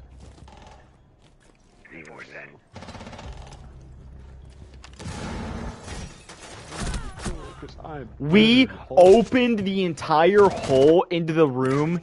Are we serious? Brent, did you see their setup? Go in the other room. We're gonna lose this round. That's why I sat right here. Why wouldn't you tell me, bro? What was Why that didn't you setup? see it? Because I was out putting out thorns to save your life. Bro, whenever I do, I would just sit there because there's a couple thorns they can hit. Trying to get to you. I'm serious. Just sit back. Like there's a thorn right there. He'll run across if he hits the thorn in the front door. Oh, I tapped him. You ever seen Steph Curry hit a 3, buddy? That was literally what I just did. Don't peek it. Don't peek it. I'm peeking it, buddy. No, it's on the other angle. Brent, just let it go. There's 2 thorns that can help you here. You fucking dumb, dude. Come on. Gonna fall. 2 people are not gonna die to a thorn trap. It helps you though because they're closer, Brent, and they're running because they just walked through a thorn. They're not thinking about Plant anything. it right there, bro. That's why I didn't really care. Bro. They could have planted it right there. It doesn't matter. One would have tried to thirst you, and then it would have been one-on-one. Don't write the fact that you tried to fight a 50-meter gunfight against an Ash, bro. There isn't no winning. I would win. I always win. Who won? Who won? Tell me. It wasn't you, and now you're banned. Game not over. Candy ass. Over? Game over? Don't think so. We're playing WWE after this, dude. I've had it with you two. I play PGA, bro. What'd you say to me? What'd you say to me, Lance? Say that again. PGA. You and I have that. Brent does not. I know. That's what I'm saying. Hunter's not up, bro. You can play PGA. No. Nah, but Jack wants to whoop on your cheeks. Yeah, I'm gonna say you piss me off. I want to get a steel chair going on you. How do you? You know what? 1v2 handicap match. You and Lance versus me. Any match against you is a handicap match. Ayo. All I gotta say is game ain't over. I just realized they have a dude going 10-1 on their team, bro. The Ash. I really just realized. The Ash. The Ash. Wait, what, Jack? Located a bomb. Oh, you see that Ash, bro? This time we're actually gonna barricade everything. Aren't we, guys? Nope. Don't care. You're not gonna get your peak hole, buddy. Everything's getting barricaded, buddy. Reloading, cover me! Bro, how do you end up in hell, dude? I can tell you exactly how. 5 seconds and counting. Reloading. Bomb That, my located friend, by Op 4. is watching She-Hulk. Valid.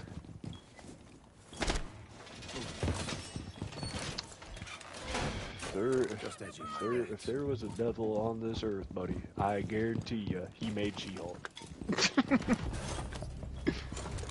I like this setup, bro. It's pretty, Holy goodness. pretty clean. Stop! GG's. It's fun while it lasted, boys. Where are you coming from? But yeah, Lance knows I'm not a big fan of Marvel. Not anymore. Because I'm the only one that thinks Infinity War isn't a good movie. I love Infinity War, bro. You cannot. We've been over it. Infinity War. I'll be honest, I disprove it every time I watch it that there's so many plot holes, but people just like it for the shit sheer enjoyment that there's like 45 Marvel characters in it. I just don't think you can write how many plot. No, I'm sorry. Too many plot holes. Oh, how did I just get hit? Oh, I didn't know it was an angle. Devious.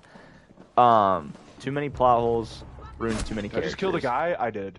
I'm actually goated. Sit down. One friendly operator remaining. And it starts with Hulk right in the beginning of the movie. And enough said right there. Took away one of the best characters in all of Marvel. I mean, how else were we gonna play it out? Friendly's victorious. Hostiles eliminated. I'll be honest, I think they were trying to force it. I think they were trying to force it to be something so much bigger. The power scaling makes no sense in the movie. That's my honest opinion. The power scaling of what? How Thanos is more powerful than the Hulk? No. Okay, so if you look at it when they first get there, Thanos has one stone. Okay. Thor and him can't overpower him. But by the end of the movie, when all the stones are there, he overpowers Thanos. How? Tell me, Lance. He's got Stormbreaker, bruh. That's not... Okay, so then we'll break that down. Okay? He just got done with Thor Ragnarok. What was Thor Ragnarok about, Lance? What was the whole writing about? See, but here's the thing. But he says, the power's in you, but the weapon helps, like... No, it helps channel it. Channel it. Yes. It doesn't mean land, but he learns to put it out in any way, shape, or form. He learns to channel it through his body because he literally thinks he cannot use his powers at all without his hammer. He doesn't think he can do anything because he thinks the hammer is what gives him the powers. And the whole point is his father telling him that he can channel it through his own body. It was only helping him. It was like riding around with training wheels on a bicycle. The power was always within, Lance. I'm sorry. You're trying to make that work. No. Here's my thing, though, is I have the power to punch somebody. If I use an axe, I still have the same power. I can do a lot more damage, though. But it still doesn't matter in the sense of it overpowered him with pure strength, Lance. You can overpower someone with strength in a normal fight. Yes, he can't pierce him, but he pierced him by brutal strength. He sat there, held it with the axe in his face before he snapped, and pushed in further. He somehow got stronger than someone that had more Infinity Stones than at the beginning of the movie, off of pure strength. Also tired. No, he wasn't, Brent. Just got done fighting Iron Man. Dude, he threw one planet, and he got scratched. Once. Buddy. You gotta Jack, we're just gonna never agree on this. I'm a level, like... I'm sorry, but you guys can write it, but it doesn't mean that makes any sense. If he's a power-scaled god, and he sits there and struggles... okay, but you understand, he absolutely fucking wallops Hulk and Thor after they just had a huge come-up in the previous movie with their powers. And then Iron Man manages to make him bleed, but Hulk doesn't. Thor manages to overpower them with 5 Infinity Stones, and the only thing that people can say is, well, the hammer helped him channel it. What? That means he can overpower a god with 5 stones, a power that he can destroy every person on the planet and have it at his will. He somehow is then overpowered by Thor? Doesn't make any sense. Thor is a god. We learned in Thor 4 how many gods there really are. You also learn that Thanos is a god himself. They're equal on power scale, right? But yet in the beginning part of the movie, they somehow get washed. And he only has 1 stone. It doesn't make sense, guys. It doesn't. There's no part of it where it makes sense. Now, if Thanos washed him in the beginning, he had 5 stones, and then he washed Thor at the end of the movie, don't have a problem. That's where it all starts, right there. But that's the beginning of plot holes. I just realized I'm not. I mean, we have that. We have them lifting up the force field so they can encourage the battle that was keeping them out. and keeping them out while they were trying to do something that was time sensitive. That didn't make sense either. They had to rip the stone out, by the way, also from someone that wasn't a human life that they were afraid to rip out. You know what I mean? Every one of them was willing to lay their life down, except for the thing that Wanda was fucking, and it was a cyborg. It wasn't a real human.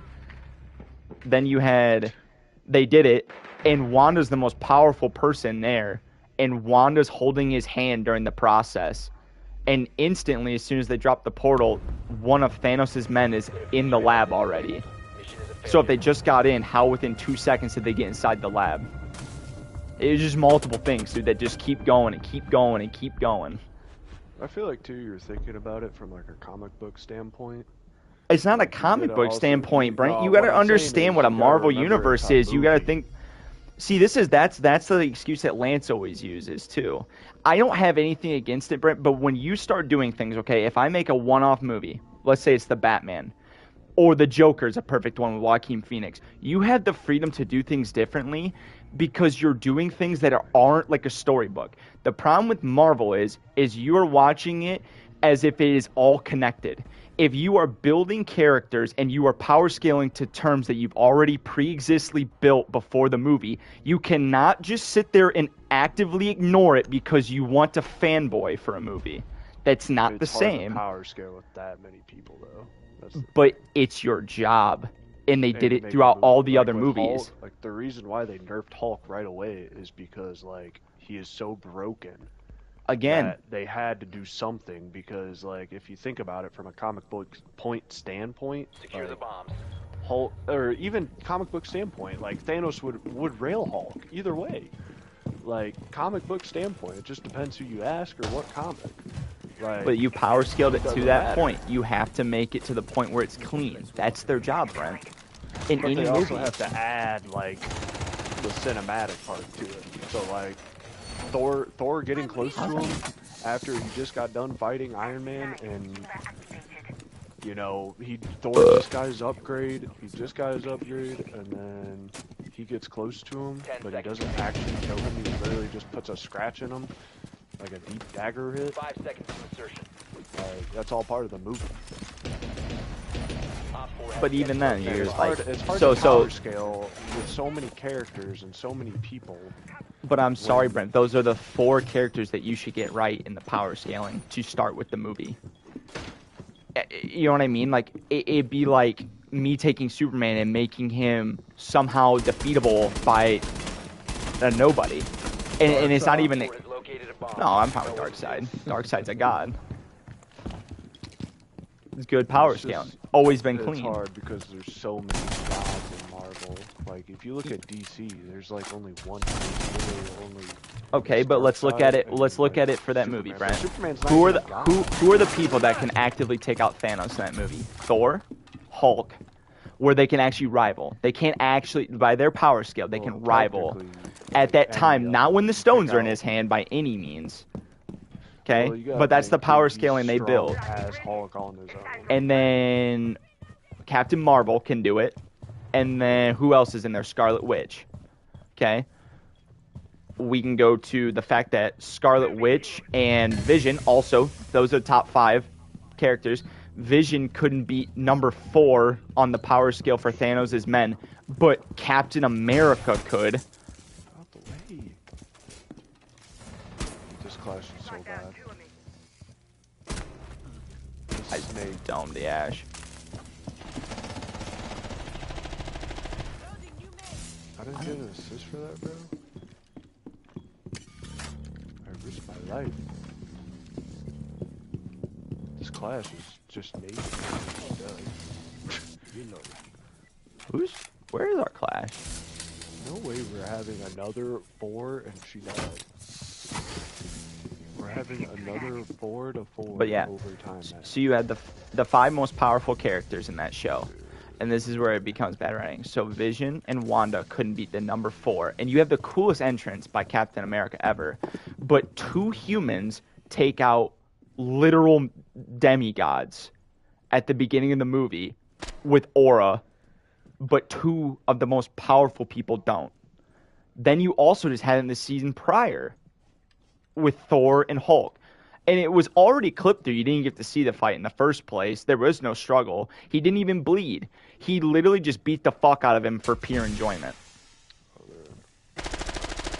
And everyone just watched like it was Fight Club. And somehow none of them put a mark on his face, but Tony Stark did. Tony fucking Stark did. Down to 15 seconds. Because he's a good buddy.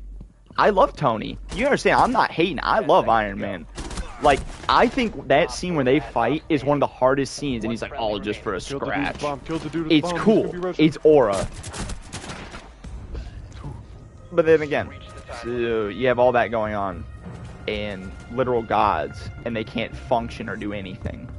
You guys can't, like, sit there and be like, that makes perfect sense. No. I wouldn't say it makes sense in anything. About any movie. But Brent, say that about any Marvel movie. In the originals, I could almost say that about any Marvel movie. In the originals, where they built it up as they're a god. The originals were like there was to that no point. Feats. There was no feats in the original ones, though. You gotta think of that too. But that's the thing you need to think about, Brent. When you made that we're story talking all the way about- through, and that's my thing. They built it up. Iron Man 1, 2, and 3. Okay? You got through all 3 of those. Power scaling's fine. They're doing good. The villains are great. It's honestly enjoyable. Iron Man is growing as a character. Captain America. I mean, Red Skull is he impossible to kill? He's not impossible to kill, but he's very strong. Who? Red Skull. He ends up being the Shroud, which they never really explain how he even gets there, but we won't even get into that. Well, just because he got transported by a Tesseract. And so Is that what it was at the end of the first one? Okay. Yeah, when he got transported to Tesseract, they're like, well, he ended up in a different plane. Okay, that's how they wrote him there. And I couldn't ended up remember that. finding that. I haven't seen Captain America the First Avenger in a long time, okay? But then you get to Captain America 2, also good. Black Panther, clean. Then you get to Guardians, also clean. They defeat, and they realize that Peter can hold on to the Power Stone. And then we were sitting there, and we're like, well, that doesn't make sense. Peter is just a human. Then it's written that, oh, he's connected to a god. So you have to be almost godlike to even harness the stone. Okay, that lets you know a little bit more about the Infinity Stones. Okay, so that really works out. Then you keep going. You learn about Thor. Thor is a god, but he's very childish. So is Loki. They can't really figure things out. All right, what's going on here?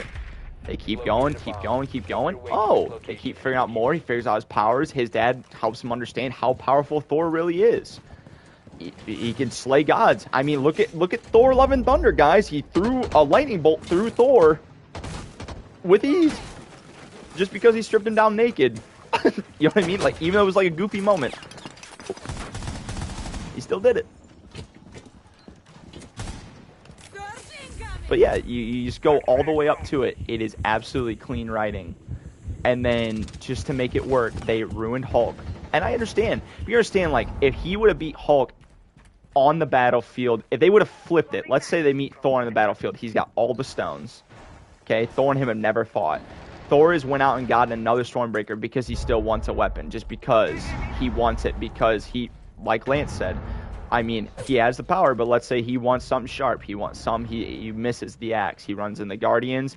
They help him do his quest. They go and handle that. He rolls up, and he loses to Thanos flat out, because Thanos has 5 stones, and Hulk loses 2. You still protect all their characters, and you cleanly write it. But they flip-flopped it to the point where there's not much there.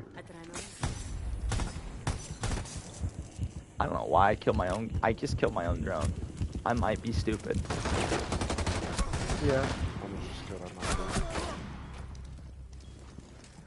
I can't remember. Captain Marvel didn't show up until Endgame. And that's the thing is, Endgame wasn't bad. Endgame was the continuation of the writing there. Like, as its own entity, if you strip that out of there, and if I just watched it as a movie for the first time, like in the same way that you could watch Star Wars' sequels and you might like the cinematography, if you are watching it core for the story, you should be a little bit offended by it. Because if I told you it's just a movie, you should just enjoy it, to any of the prequels or to the sequels about Star Wars, you guys would not be having this conversation right now. You guys would not be having a gray area. No shot. Twitch, come get it.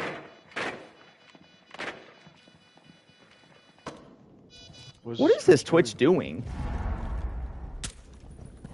This Twitch isn't even inside, dude. Oh, hit a spin. He just lost the whole game. Twitch, get it? No, Twitch. lost the whole game. Game sense of Jordan. There's no way he wasn't even in pawn room. Jordan dumb. Can be. He can be. He's so retarded. You know what I mean? It'd be like saying number 9 of Star Wars is just sheer enjoyment. It's all this culminated together. It's awesome, and we should just enjoy it for what it is. But what would you say, Lance, if I said 9 was the best Star Wars movie? I'm just gonna say I think you're making a very broad generalization comparing the two, though. I think Infinity War is nowhere even near the quality of 9. Like, way better. So it's way better as far as what's going on, but I'm referring to plot holes. If I told you that but somehow, here's the thing, Jack. I don't see. Here's the thing. You have these plot holes why you don't like the movie. I don't see these as problems, and so that's why we cannot agree. Is because I literally just do not understand your point. I disagree. Honestly, I agree with that too. It's not like opinion with Thunderbolts where I'm like, oh no, I thought that was cool. Like I don't agree with that. This is like I literally just do not like. See, because you can do that with like see any your Marvel point, movie. even. You can really drill into it and really hyper fixate on problems, and you can say all that. You could do it with Star Wars too, but like it's not like a problem. Like I can watch like. So you guys refer to it as hyper fixating when it's the 5 strongest people in the whole cinematic universe that they've created, and they all get washed within the first 5 minutes by people that don't make sense purely for the enjoyment of the movie. Okay, After you know what? No. After you've watched the strongest Titans of all time, and he's killed like God knows how many people. Okay, in that Marvel universe. So you build up that he is that guy. Okay, how does it work later on then if he's only gotten stronger? What I'm saying is he got exactly tired it doesn't because work. He fought Iron Man. So he fought him himself even says the more stones you get, the more tiring you become, because he's using so much energy using those stones. And like, look what happens when he had the snap. Like he's literally just a flaccid penis. He's literally useless. Did you really just say a flaccid penis, bro? That's who's got a flaccid penis? That's literally what I'm saying. Like I feel like they literally just added that Thor part just because it threw it into Endgame and why it made Thor so depressed. Like it's literally just the movie standpoint. Like I feel like you're just like digging way too deep into it, because you can dig way too deep into it and just be like, well, actually Thanos should have ripped the whole spine out right there because he would never let him walk away like that. Or you Bryn, I'm not really picking say, apart like, their power scale of that. You have to understand that it sways in the movie with the power scale that they've already introduced in the movie to a point that makes no sense, and also ruin characters that you've watched and delved into. You gotta think that's the movie aspect. But that's why is that the excuse of it all? If I literally just said Tony wanted to become a transgender person, and that's the movie aspect, are you just gonna fucking sit there and swallow it? That doesn't make any sense. No, it's not, because you use it for one thing, you use it for another. You're raging, bro. No, I'm just being honest, because you guys, this is you guys' excuse to everything. It's a part of the movie aspect. You're hyper fixating it, but you built a story. Like let's say we'll use some as grand as that, where they built it up. It's Lord of the Rings. It's the trilogy. If they made it to the 3rd movie and all of a sudden the ring wasn't the most powerful thing anymore, what would have been the point of everything that was going on? You know what I mean? It would literally throw it all out of aspect and out of balance. I'm not hating on the fact of how much I enjoyed the movie. I enjoyed the fighting. I enjoyed Spider-Man's crew and the whole thing that went on there. But you have to understand that when you take a movie and you put 17 fucking movies behind it and you build it to that point, it's one fucking story.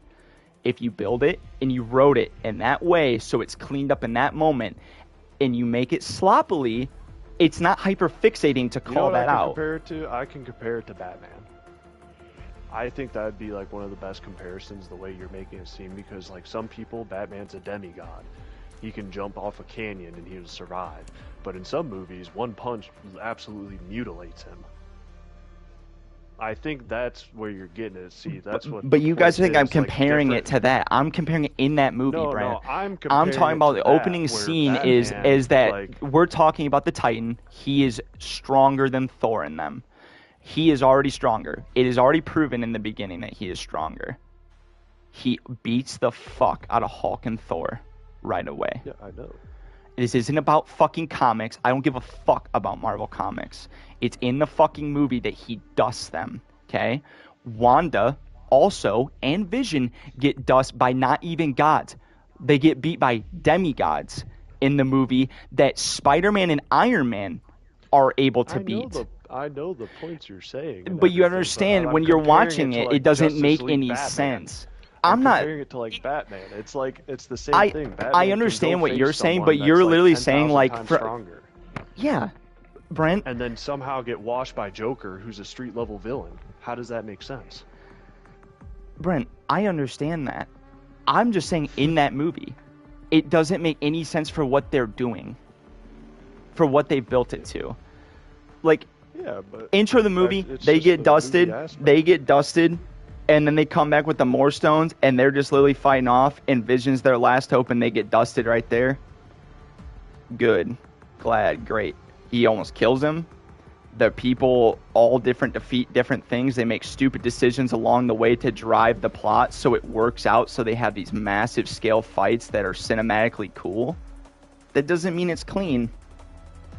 It's not a clean story compared to the other ones. It's just not.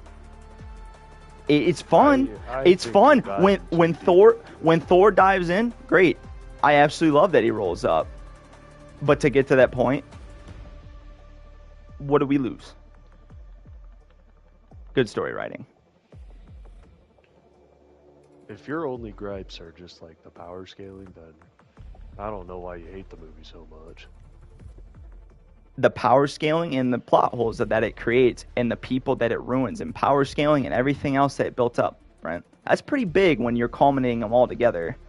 Like, Brent, you literally just told me, and this is my thing, is that no one understands that I don't hate this, but you just got done telling Lance of how you fucking hated Thunderbolts because Sentry could wipe them out in an instant.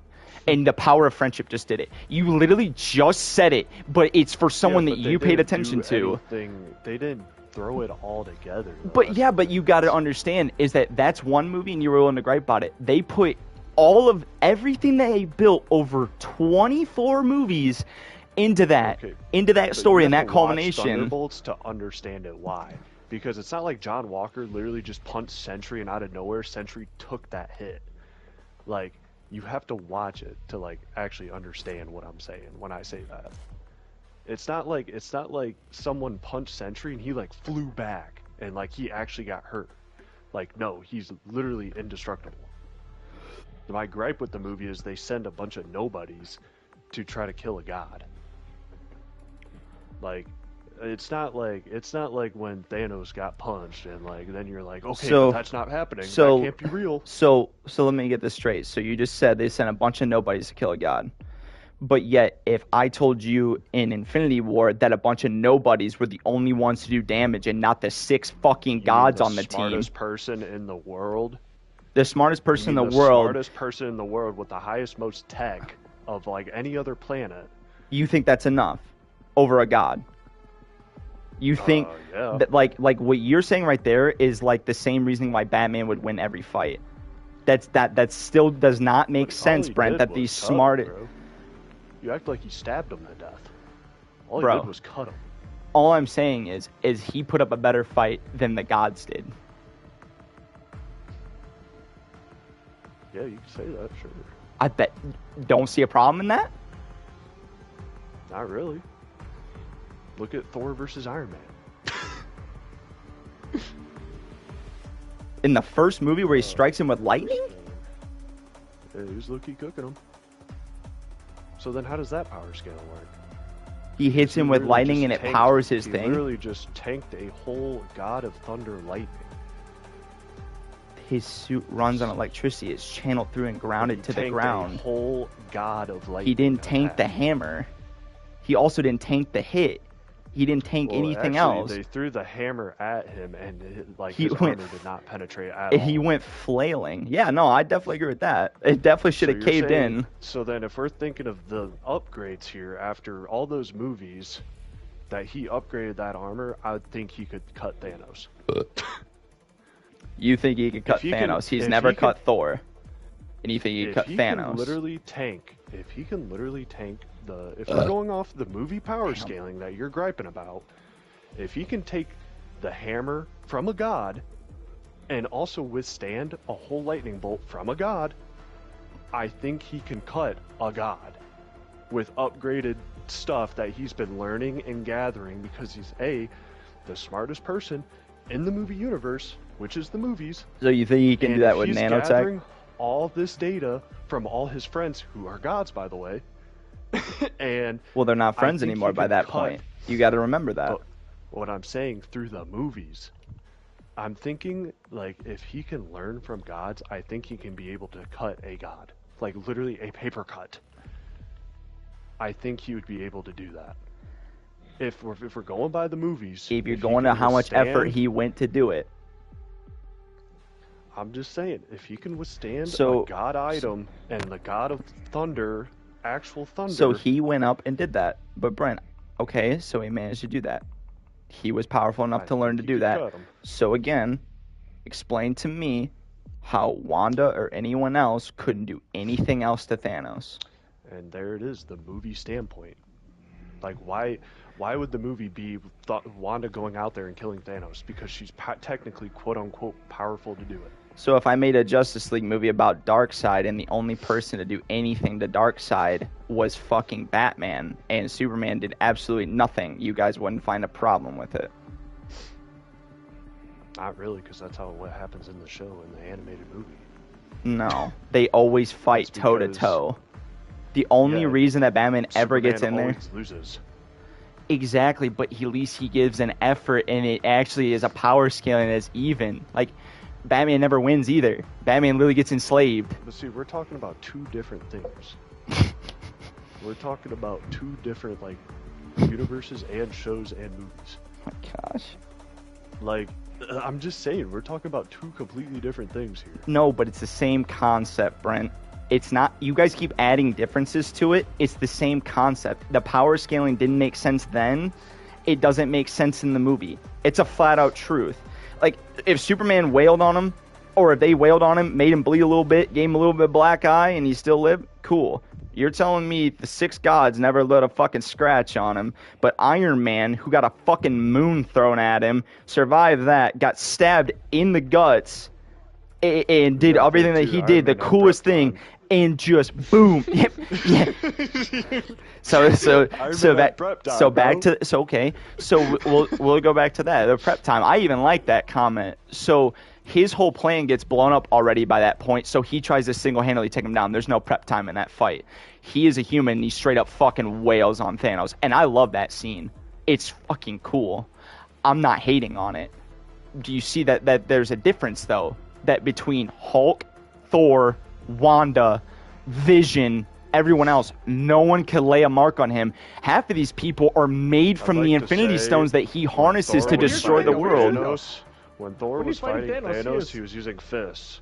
Iron Man used a sword. All these guys are using fists and magic and stuff. Iron Man has an infinitely sharp sword because it's made of these nanotech things. So it's literally like barely more than Adam's thick sharp. Okay, so I see your point. So, but he makes it through all those things. He has no bruises. The entire point of what he does is he's preparing, because in Iron Man 3, he's basically like, yeah, I saw stuff when I went through the portal, so I've been preparing. Yeah, I'm fine with Iron Man. They never ruined Iron Man's character. I think we're focusing on that. I don't have a problem that Iron Man even left this scratch. I'm more talking about the gods still. Guys, even if they're using fists, Lance, if I fucking wailed on you for 5 minutes, buddy, even if you end up winning the fight, if I wail on you for 5 minutes, what the fuck is going to happen to your body? What's going to happen? There's going to be damage. Okay, that's two completely different things. There's going to be things going on. There's going to be other things. There's going to be a sway in the fight. There's going to be better battle. Like, if Tony can put up that big of a fight, then the rest of them have a chance to put up a way larger fight, especially when they're all together. Are they likely going to win? No, guys. I'm not saying they're likely going to win.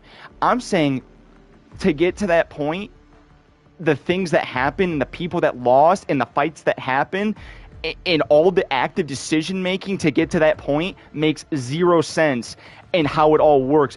But Tony's the one that puts in the fucking work. It doesn't.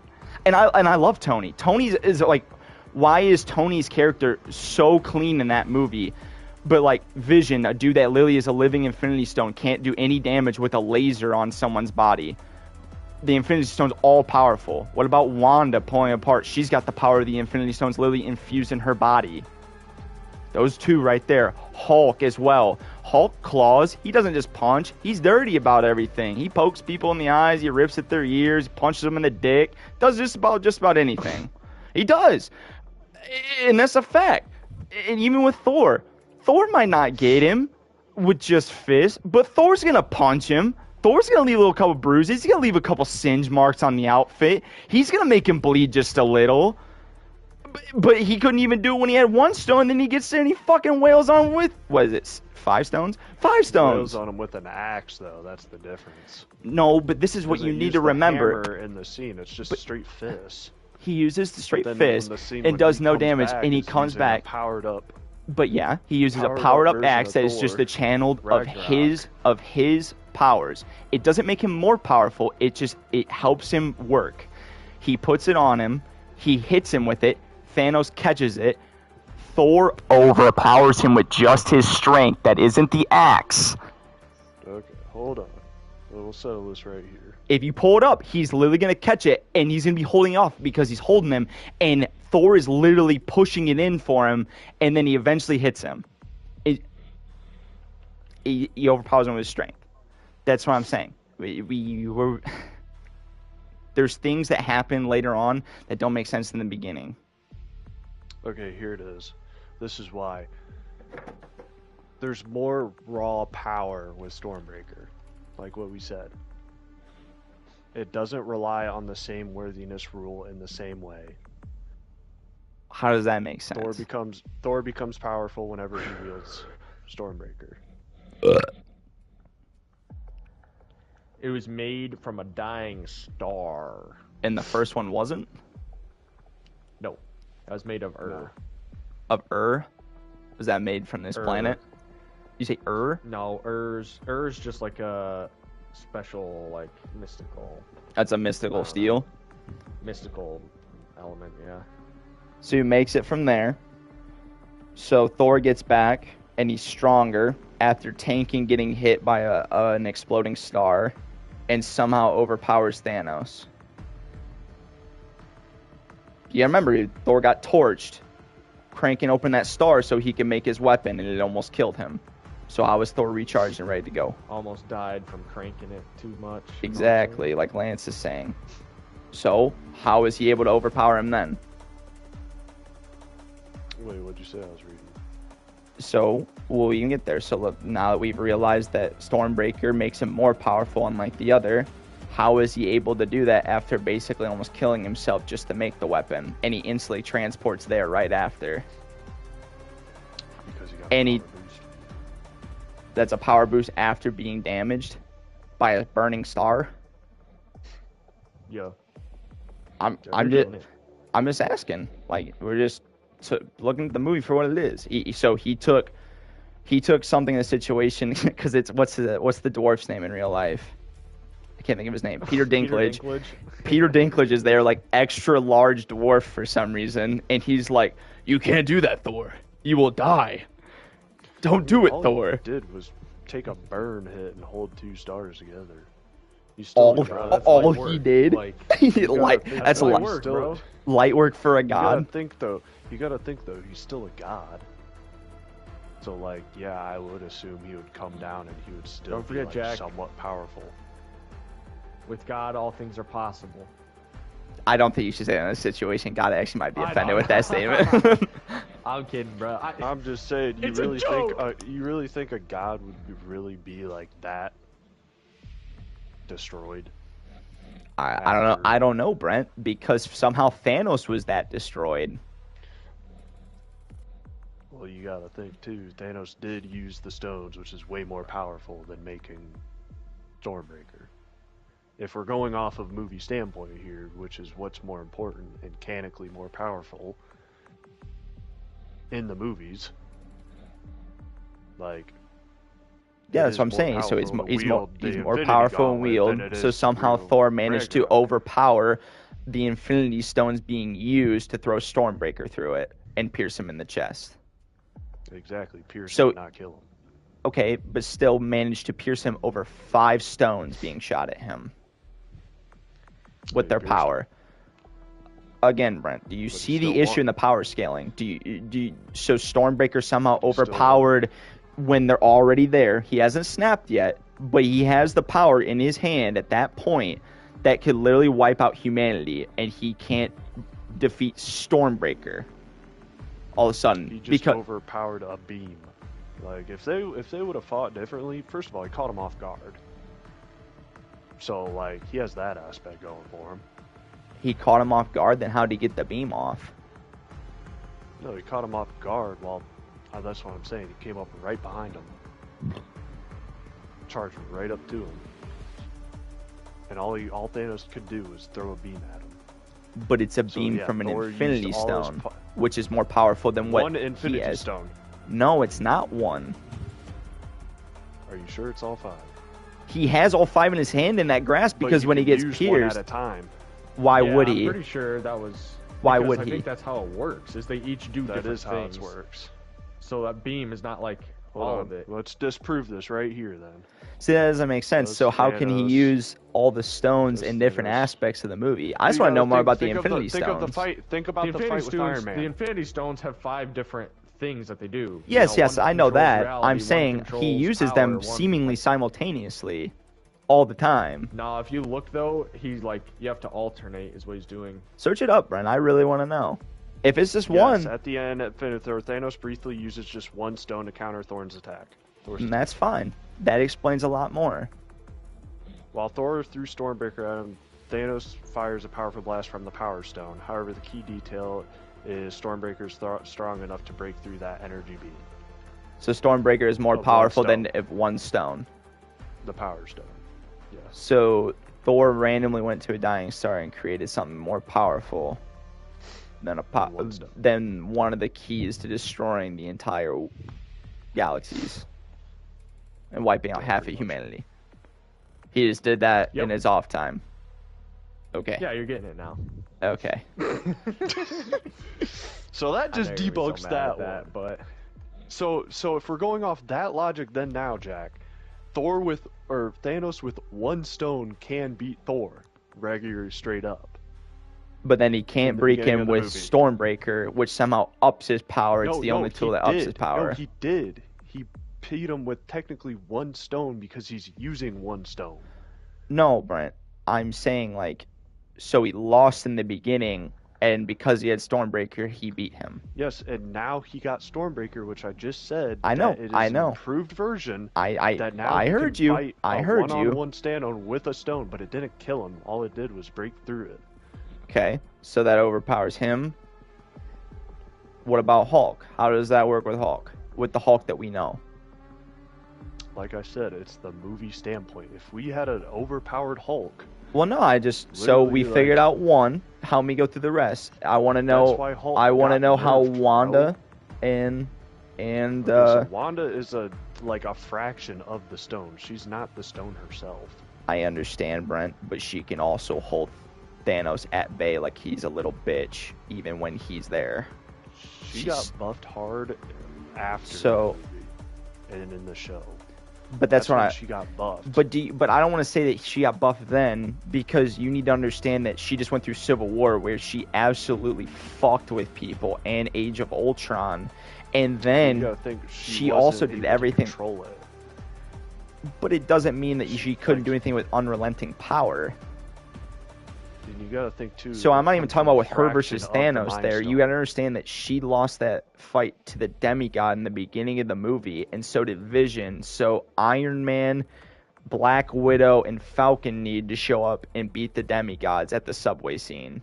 That is aura from Steve Rogers' standpoint. But how does that work?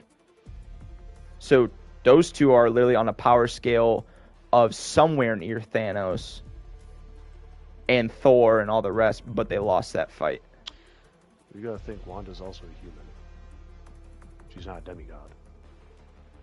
She has godlike powers, buddy. She has the power from a part of a stone.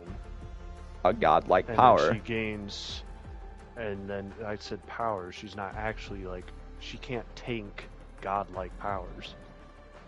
Like, she's still human. But she gets buffed in the show when she gets her witch powers.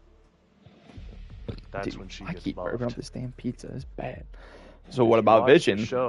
If you watch the show, I'm not watching WandaVision. Because I did watch it, and that's when she gets buffed. That's when she finally unlocks like her true potential. And that's when in the Doctor Strange movie, like she has the book. I forget what it's called. It's the book of something. And what Doctor Strange is looking for. The Dark Hold. She becomes, yeah, the Dark Hold. That's when she becomes broken. Okay, so I just want to understand this more. So she in Civil War put Vision underground, like what? She was able to control Vision, a living Infinity Stone. Vision wasn't able to defeat them in the movie either. And Scarlet Witch, who also can control Infinity Stones and is part of one, basically, has the essence in her, cannot beat the two things that they send after in the beginning of the movie who couldn't defeat normal humans. But you gotta think too, like, they're demigods. Or no, they're actual gods. All those things under him are gods. Under Thanos. Yeah. Every single one of those guys. Yeah. Lance, do you agree? I think they are. I'm pretty sure they are. Other than just kind of like they're not gods. They're just strong like people. Level. Yeah, they're just like really strong aliens that he encountered and basically like started using over his. No. Because they're his kids. No, he literally conquered their planet, so they owe their service to Thanos.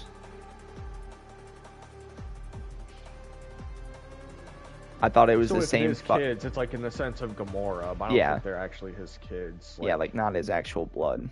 No. I think he just conquered places. He's like, hey, you're a pretty cool, strong person. I'm gonna keep you. He took the strongest. He took Squidward. Squigga. But so he beats them. They're not gods. Or no, they couldn't beat them, and they're not gods. But the rest of them beat them. And then. And this is where I don't get it, too, because you just said that about Scarlet Witch, but yet Scarlet Witch can hold... You gotta think, too, can hold Thanos at bay. When is Vision weak? First of all, you gotta think, remember, he literally got stabbed? Right, he wouldn't even been able to get stabbed, is what I'm saying. You gotta remember, they caught him off guard. Remember, she was carrying Vision that whole time? Why was she carrying Vision? Because he got stabbed, remember? Okay, Brent, but how did he even get caught off guard? She was trying to get away from him. You know what I mean? And that's the movie aspect. She is distracted by Vision, so of course, like, Vision's dying. Oh, we gotta run. We gotta get out of here. I have to protect Vision. Okay. Last one then. Like I said, it's the movie standpoint. Last one then. You're not gonna have 100% perfect, because if this was the case, like, if you're going off of, oh, well, Hulk should have beat Thanos. Okay, well, there goes the whole movie then. Thanos spawns. I didn't think Hulk would beat him. I just thought it'd be a pretty nasty fight. Like, nasty. Like, really cool. Like all the glory that Thor got at the end of the movie for rolling up, and he's like, you guys messed up this time. It was literally going to be Hulk and him, broken teeth, bloody knuckles. Hulk loses. Like the Hulkbuster fight. I thought we were in for a good showing. Yeah, but then we didn't even get more than 2 minutes with them, where he just got bodied. Didn't even lay a scratch on him. Yeah, but it would have been the same argument again. How would Hulk lose to Thanos? He never dies. But he gets knocked out. That's not a problem. It's not an argument there because he's already been knocked out prior. But it just would have been a never-ending thing, because that's why Hulk is one of the most hardest things to do, and that's why they nerfed him, is because they didn't want to have to deal with it. But do you think they went about it in the right way? I mean, even Lance admits it. I just don't think there is a right way to go about it, because he's one of the most broken heroes of all time. So you it's don't like, think that there could have been you- him finally understanding both sides of his form rather than trying to do, not the cringe way that he did it in Endgame. Yeah, I think. But they you couldn't. ruined, I think You they couldn't. ruined his character. You couldn't have had that to explain like how he was able to fight Thanos better because he was able to use his brain in the fight a little bit more. I think they ruined his character, but I think it's like one of those characters where it's so hard to tune. And I understand why they did it, to make the movie flow better, because he's literally just a broken hero. Okay. Like that's why they have to last- nerf him all the time in the movies. The last plot hole that I have, why did they drop the shield? When they were defending Wakanda, they needed a certain amount of time to get the stone ripped out of his head so they could figure out and hide it. Why did they put down the shield to let everyone in, to then endanger Vision? Because it's like if the shield's They dropped already the gonna shield because fail, they were going around. you'd rather want them to come through one tiny chokehold than to let the whole shield fail and they can come in from any direction they want. Yeah, because that's why they did it, because they were starting to go around. But That's the way I see it. in my mind, though, they hadn't come around at all. They'd been disintegrated walking through, and it kept getting weaker because they were bombing it. But at that point, I understand what you're saying because they want to filter them through. But you literally just had to hold out for like, what, 5 more minutes to rip the stone out? Well, that's the movie. That's That's the the thing, though. thriller of the movie. You don't know, man. like yeah. It's like 5 minutes. They made I the mean, quick. we know that They from made the watching quick it, decision. I know, I'm just asking because then you also got to think, why wasn't Wanda on the front lines, the most powerful person there at that time? Because this is the thing. Like, well, you said with the other fight, like that's her husband. Like she cares about Vision more than anything, so she's gonna be right there protecting him. But do you guys see how yeah, you could that's say- where like things started? Because you understand, like, okay, that's happened with Tony in the first one. Tony was willing to die for his boys, and his wife, and the city, and everything else. Captain did it. Honestly, almost Yeah, but every she's single not one of the that person. Avengers did it. But she's not that person. But she's been grown to that point in the story writing that she kind of is that person, that she's grown up enough to make her own decisions and to be this hero, that she shouldn't be treated as a weapon. You know what I mean? That's really what Civil War is all about. And then Wanda, evolve her. well, I'm just saying that's like where Wanda's writing is kind of just. And That's what I they honestly, have to do for someone who's completely broken. because would anyone have ever reached? Like, let's be honest, would anyone even remotely even reach Vision if she's on the front lines? I know Thanos is going to show up. I understand that Thanos would probably get there, but would any of them reached him? Because you're going to think on the power scaling, who is touching Wanda there? Who? I'd be touching Wanda. All right. I would think so, because Wanda's not buffed yet. I think she's not like buffed yet. I think Wanda only becomes. Everyone talks about Wanda being so powerful, but I think that's after the show, when she gets the book, and she actually. I understand she unlocks gets her more full powers potential. after that and full potential. But you I just understand, don't like, think. but Brent, you understand, like, in that same movie, she literally holds Thanos and keeps him from doing things because she's angry about what just happened with Vision. Or like when they're trying to take Vision's stone out, they hold the whole standoff. She's literally only using one hand in holding back Thanos, and one hand to rip out an Infinity Stone from another celestial being. There is strength there that is unmatched to the rest of the team. I understand what you're saying, but you see how that doesn't make sense then of why. No one would touch her. None. I'm not doing it by comic book standards. I'm simply just stating that in the movie. It doesn't make sense for that. It would be, because you got to think about all the other heroes that are down there that were getting overran until Thor showed up. But okay, so until Thor showed up, someone that's on Thor's power scale is Wanda. So if Wanda's Whoa, down there I do not agree with that at all. against little There's goons. no way.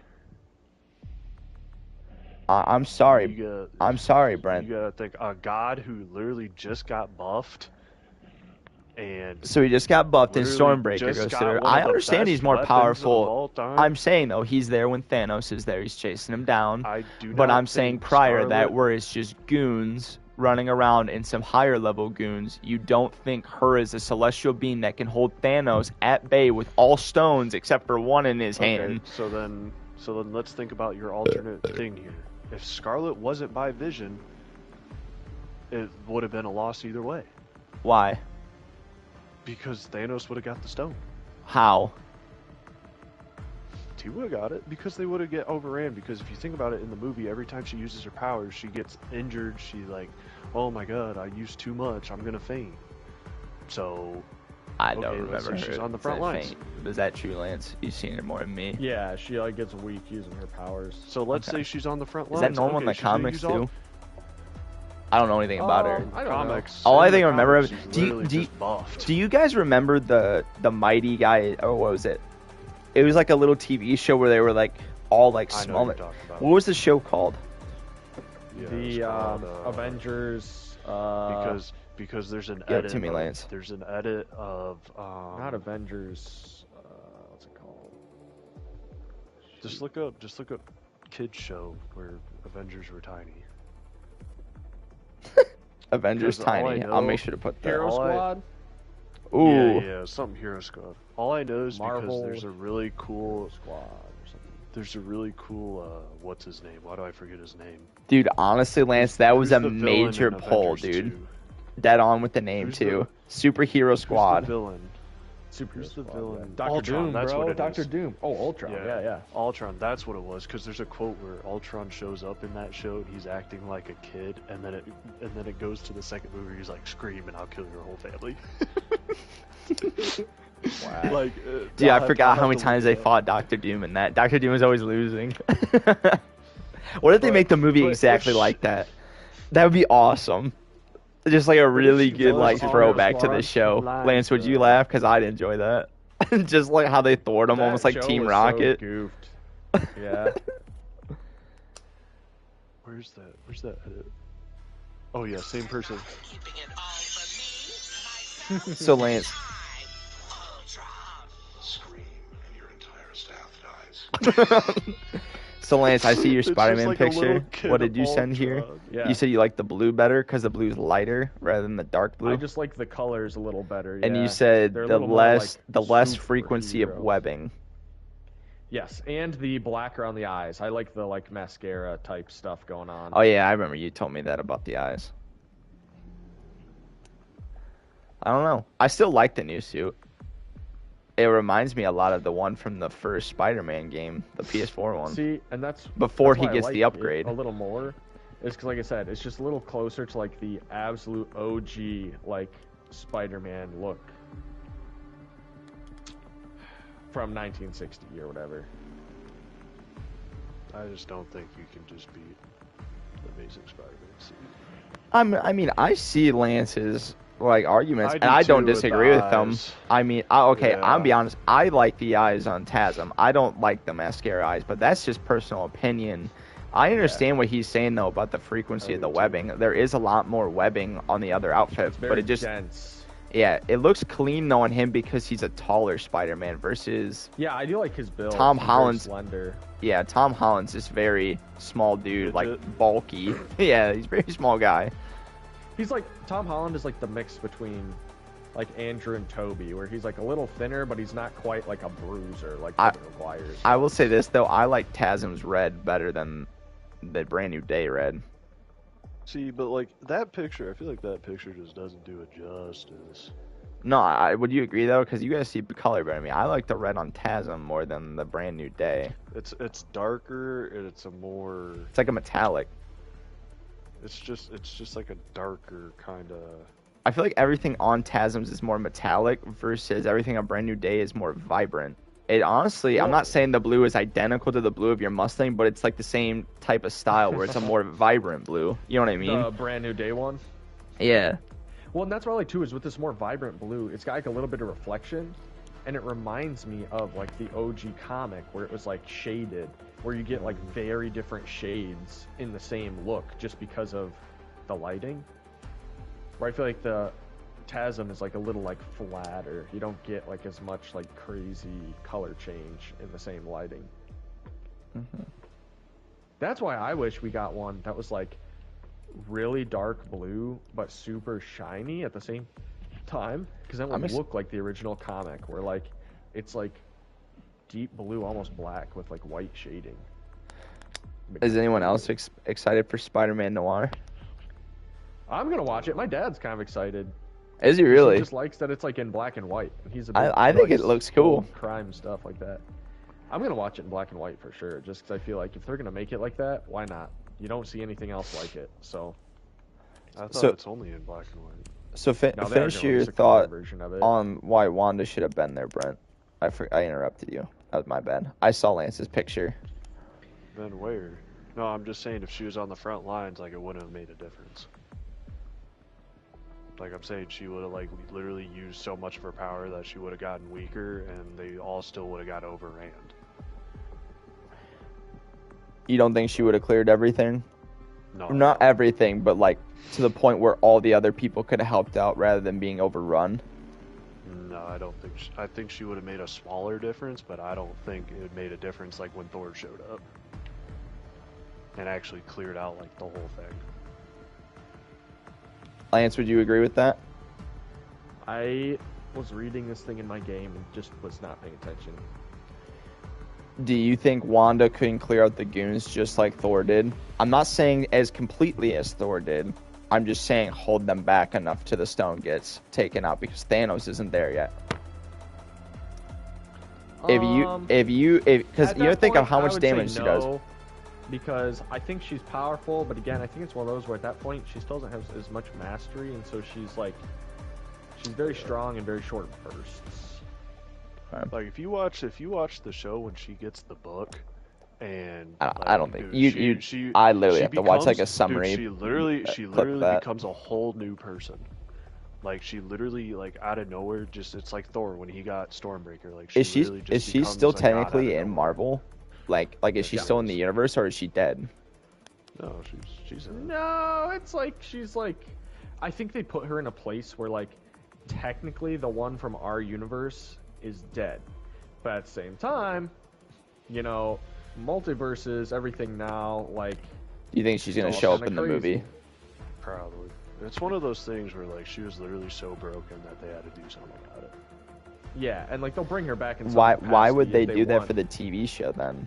Why were they so interested in doing that? Like, what was the main purpose of the show? Because it was their first girl boss. It literally is. Really, Lance? Just shows her. That's usually what it was. No, that's honestly what it is. I mean, it was in that phase where they're like writing everything for strong, powerful women. So. Okay. Yeah.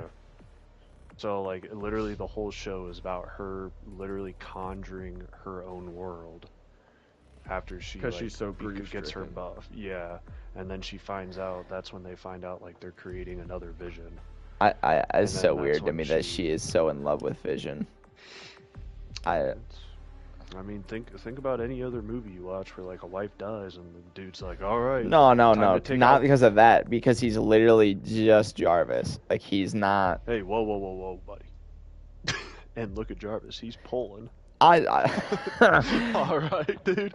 No, I'm not picking on Jarvis. I'm just saying, like, if you're looking at it from a gay standpoint, like a really gay and like film major gay standpoint. No, I'm just really wondering because it's like. No, it's like it'd be like me falling in love with Siri.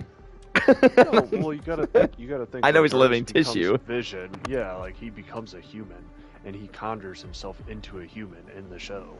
So it's like. So they use the machine in Age of Ultron to make him into a human, but everything about him is just AI. He's incapable of human emotion. He's still like, he's literally just like what would you say, Lance? Like a walking Terminator. He's in living tissue, but everything everything underneath is still robotic. You know what I mean? Even though it's But not he actual learns to robotic slowly parts, become he's human. still a robot. Bro, it's like Android 16 and Dragon Ball Z, bro. Bro, you can't quote Dragon Ball to either of us. We don't watch mid. He's literally a robot. It's like you know what? It's like Bastion and brutal. Overwatch, bro. It's like Bastion and Overwatch. Okay, now I Bastion understand, because slowly- Bastion's the hero yeah. of all. Bastion's the hero of all. Why didn't you just say that from the start?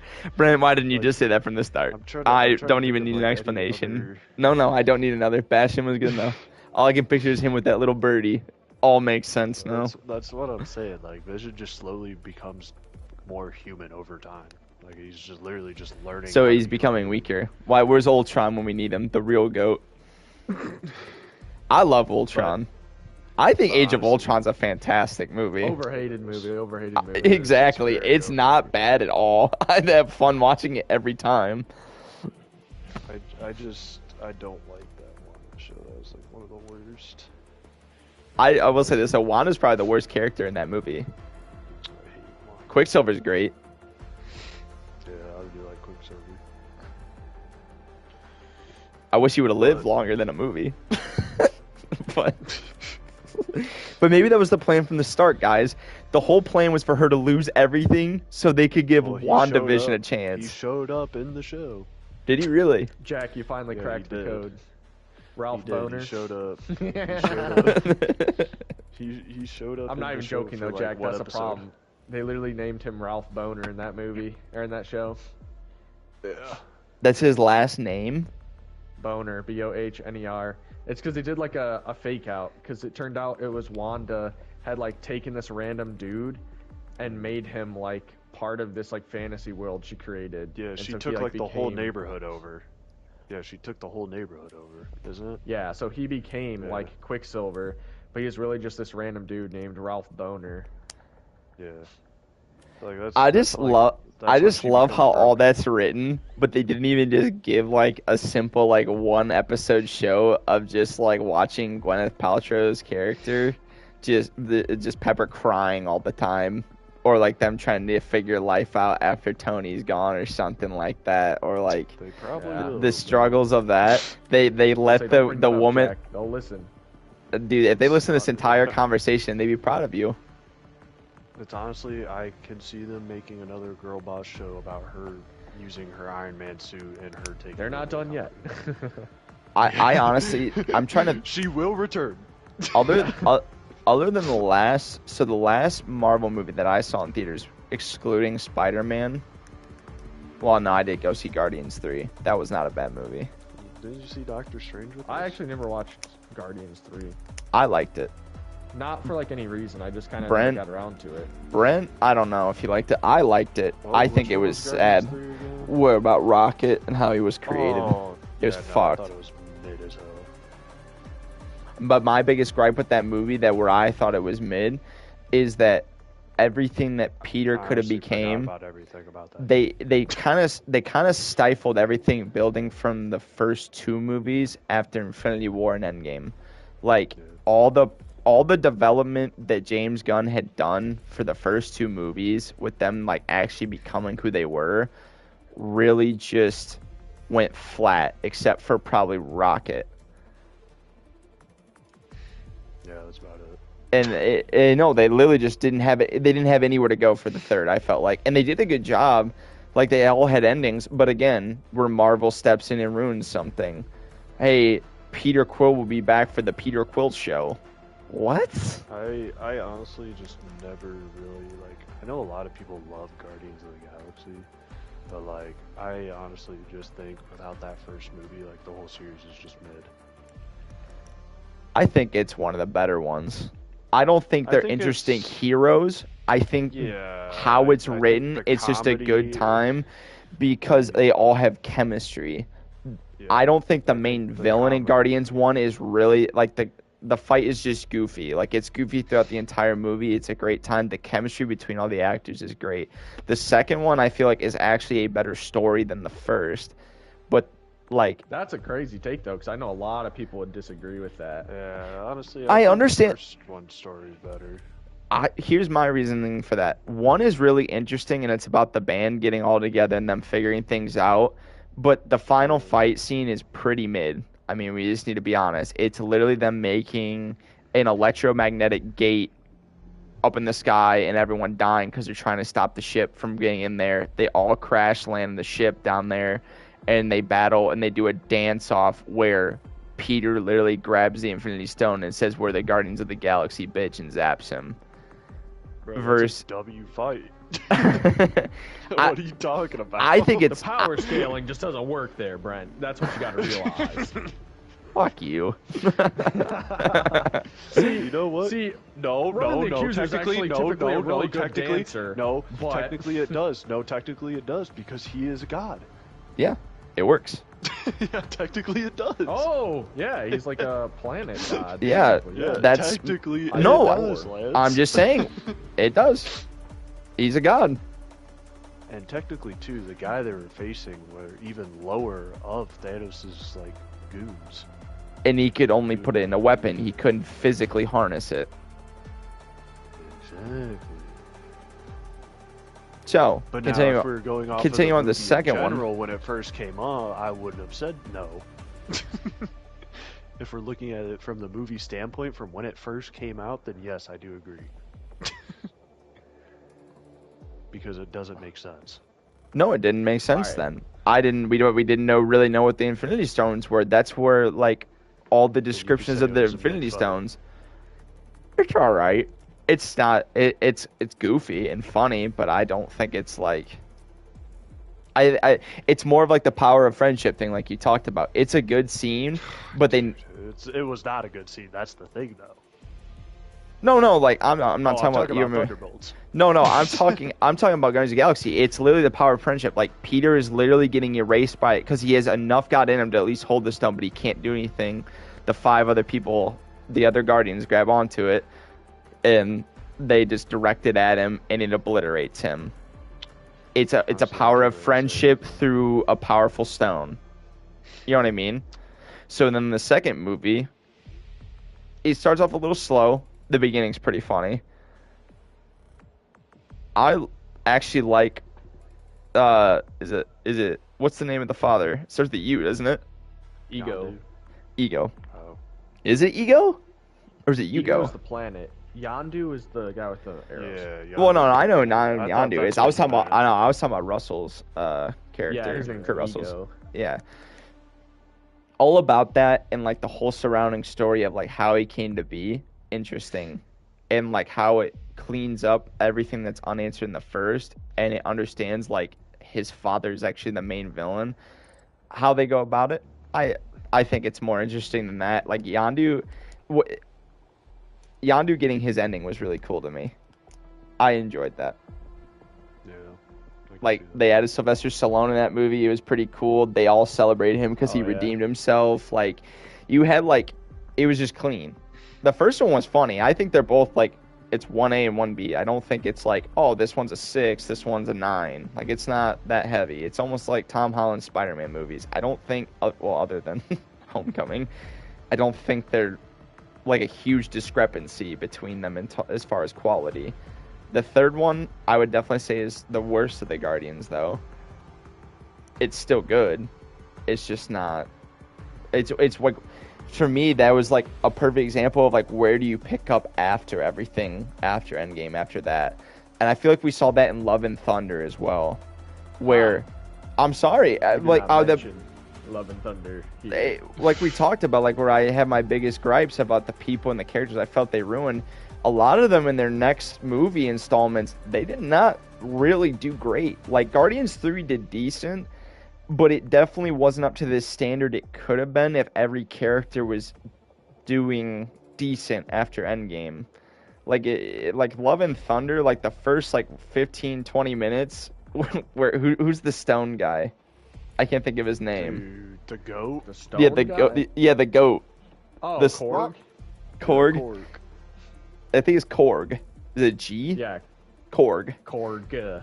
Okay. So My Korg. Korg's like narrating. He's like, "Yeah, we had to get back in best shape," and they did like the little Incredibles like cut scene, like of him Yeah. just like working out and getting fit again. I was just like, "Where are we going, dude?" Then they made the love of his life having cancer a funny joke. They made this scream, like this screaming goats throughout the entirety of the movie was just annoying.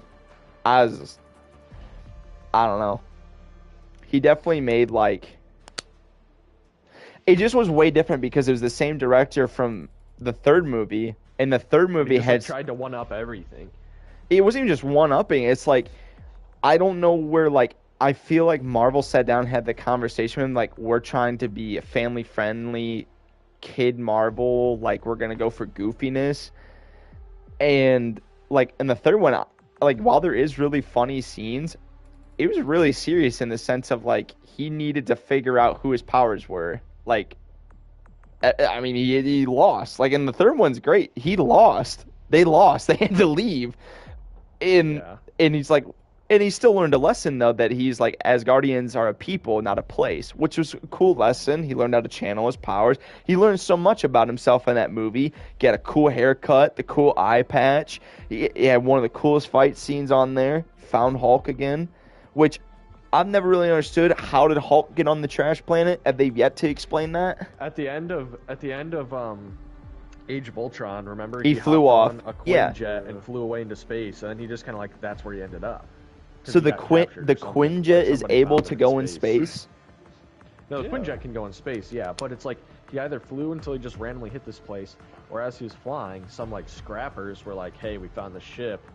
Oh, we found this dude, this thing, and sent him to that place because that's like the junk planet." Was he basically trying to kill himself at Age of Ultron then? That was like the subliminal message. I'm too dangerous for the world, so I'm trying to get away before I destroy stuff again. Okay. That's the way I took it. Yeah, no, that makes sense. I don't think he was trying to kill himself. I thought he was just trying to... I mean, he was pretty effed up after Age of Ultron. He was. He got used like a pawn through that entire movie. Bro, I feel like I've been Hitler baiting, but now I'm actually fighting him. Oh, you're there? Screen share. Screen share. Screen share? Oh, hold up. Hitler. This game's getting crazy. This game's goofed, man.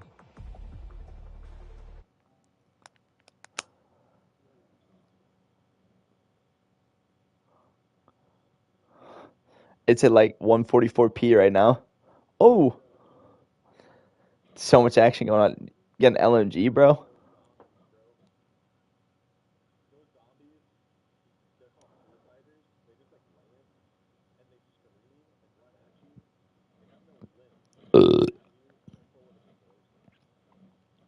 Tango rear!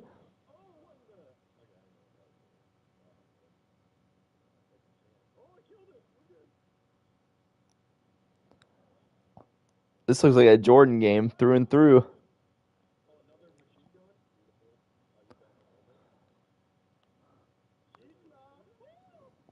Is that the Eye of Sauron?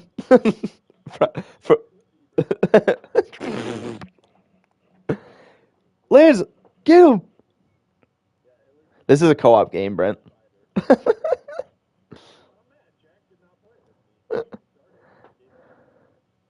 I thought it was really boring.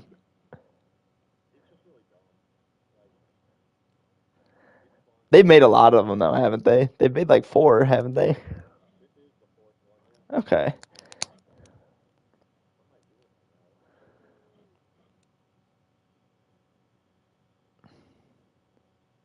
Put him down, Lance. Put him down.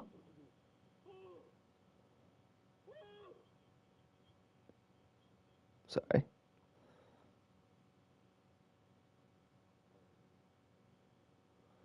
Is that what you're playing right now, Brent?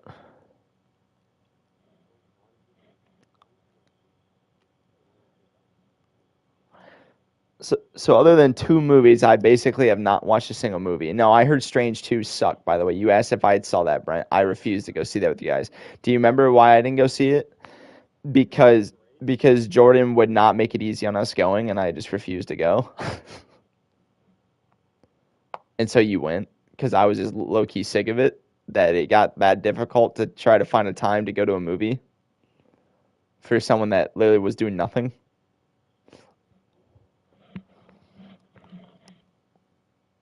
Did that and for Thunderbolts. This second movie did it for. No, Thunderbolts? No, I wanted to see Thunderbolts. Remember, he waited so long to go see the movie because he literally told you that he was unable to, and you were trying to do something with him before you left for Michigan. And I said, no, dude, let's just do it. Like, this dude, it just keeps prolonging it and keeps doing what Jordan does. And he did it one more time, you agreed to it, and then you did it on my first day of work, and I couldn't go because I had to be in bed by like 8:30, 9 o'clock to get there on time. It was wonderful. Get him, Lance.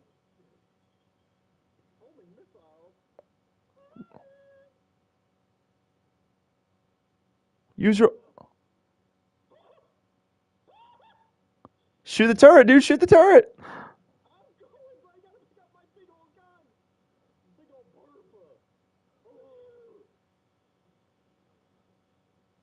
Don't let it come in. Shoot it. Boom, boom. You're getting hit. Crawler, crawler, crawler.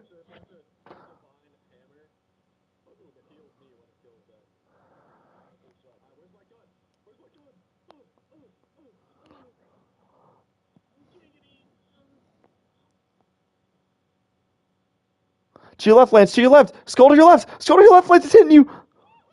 I got you, buddy. Keep going.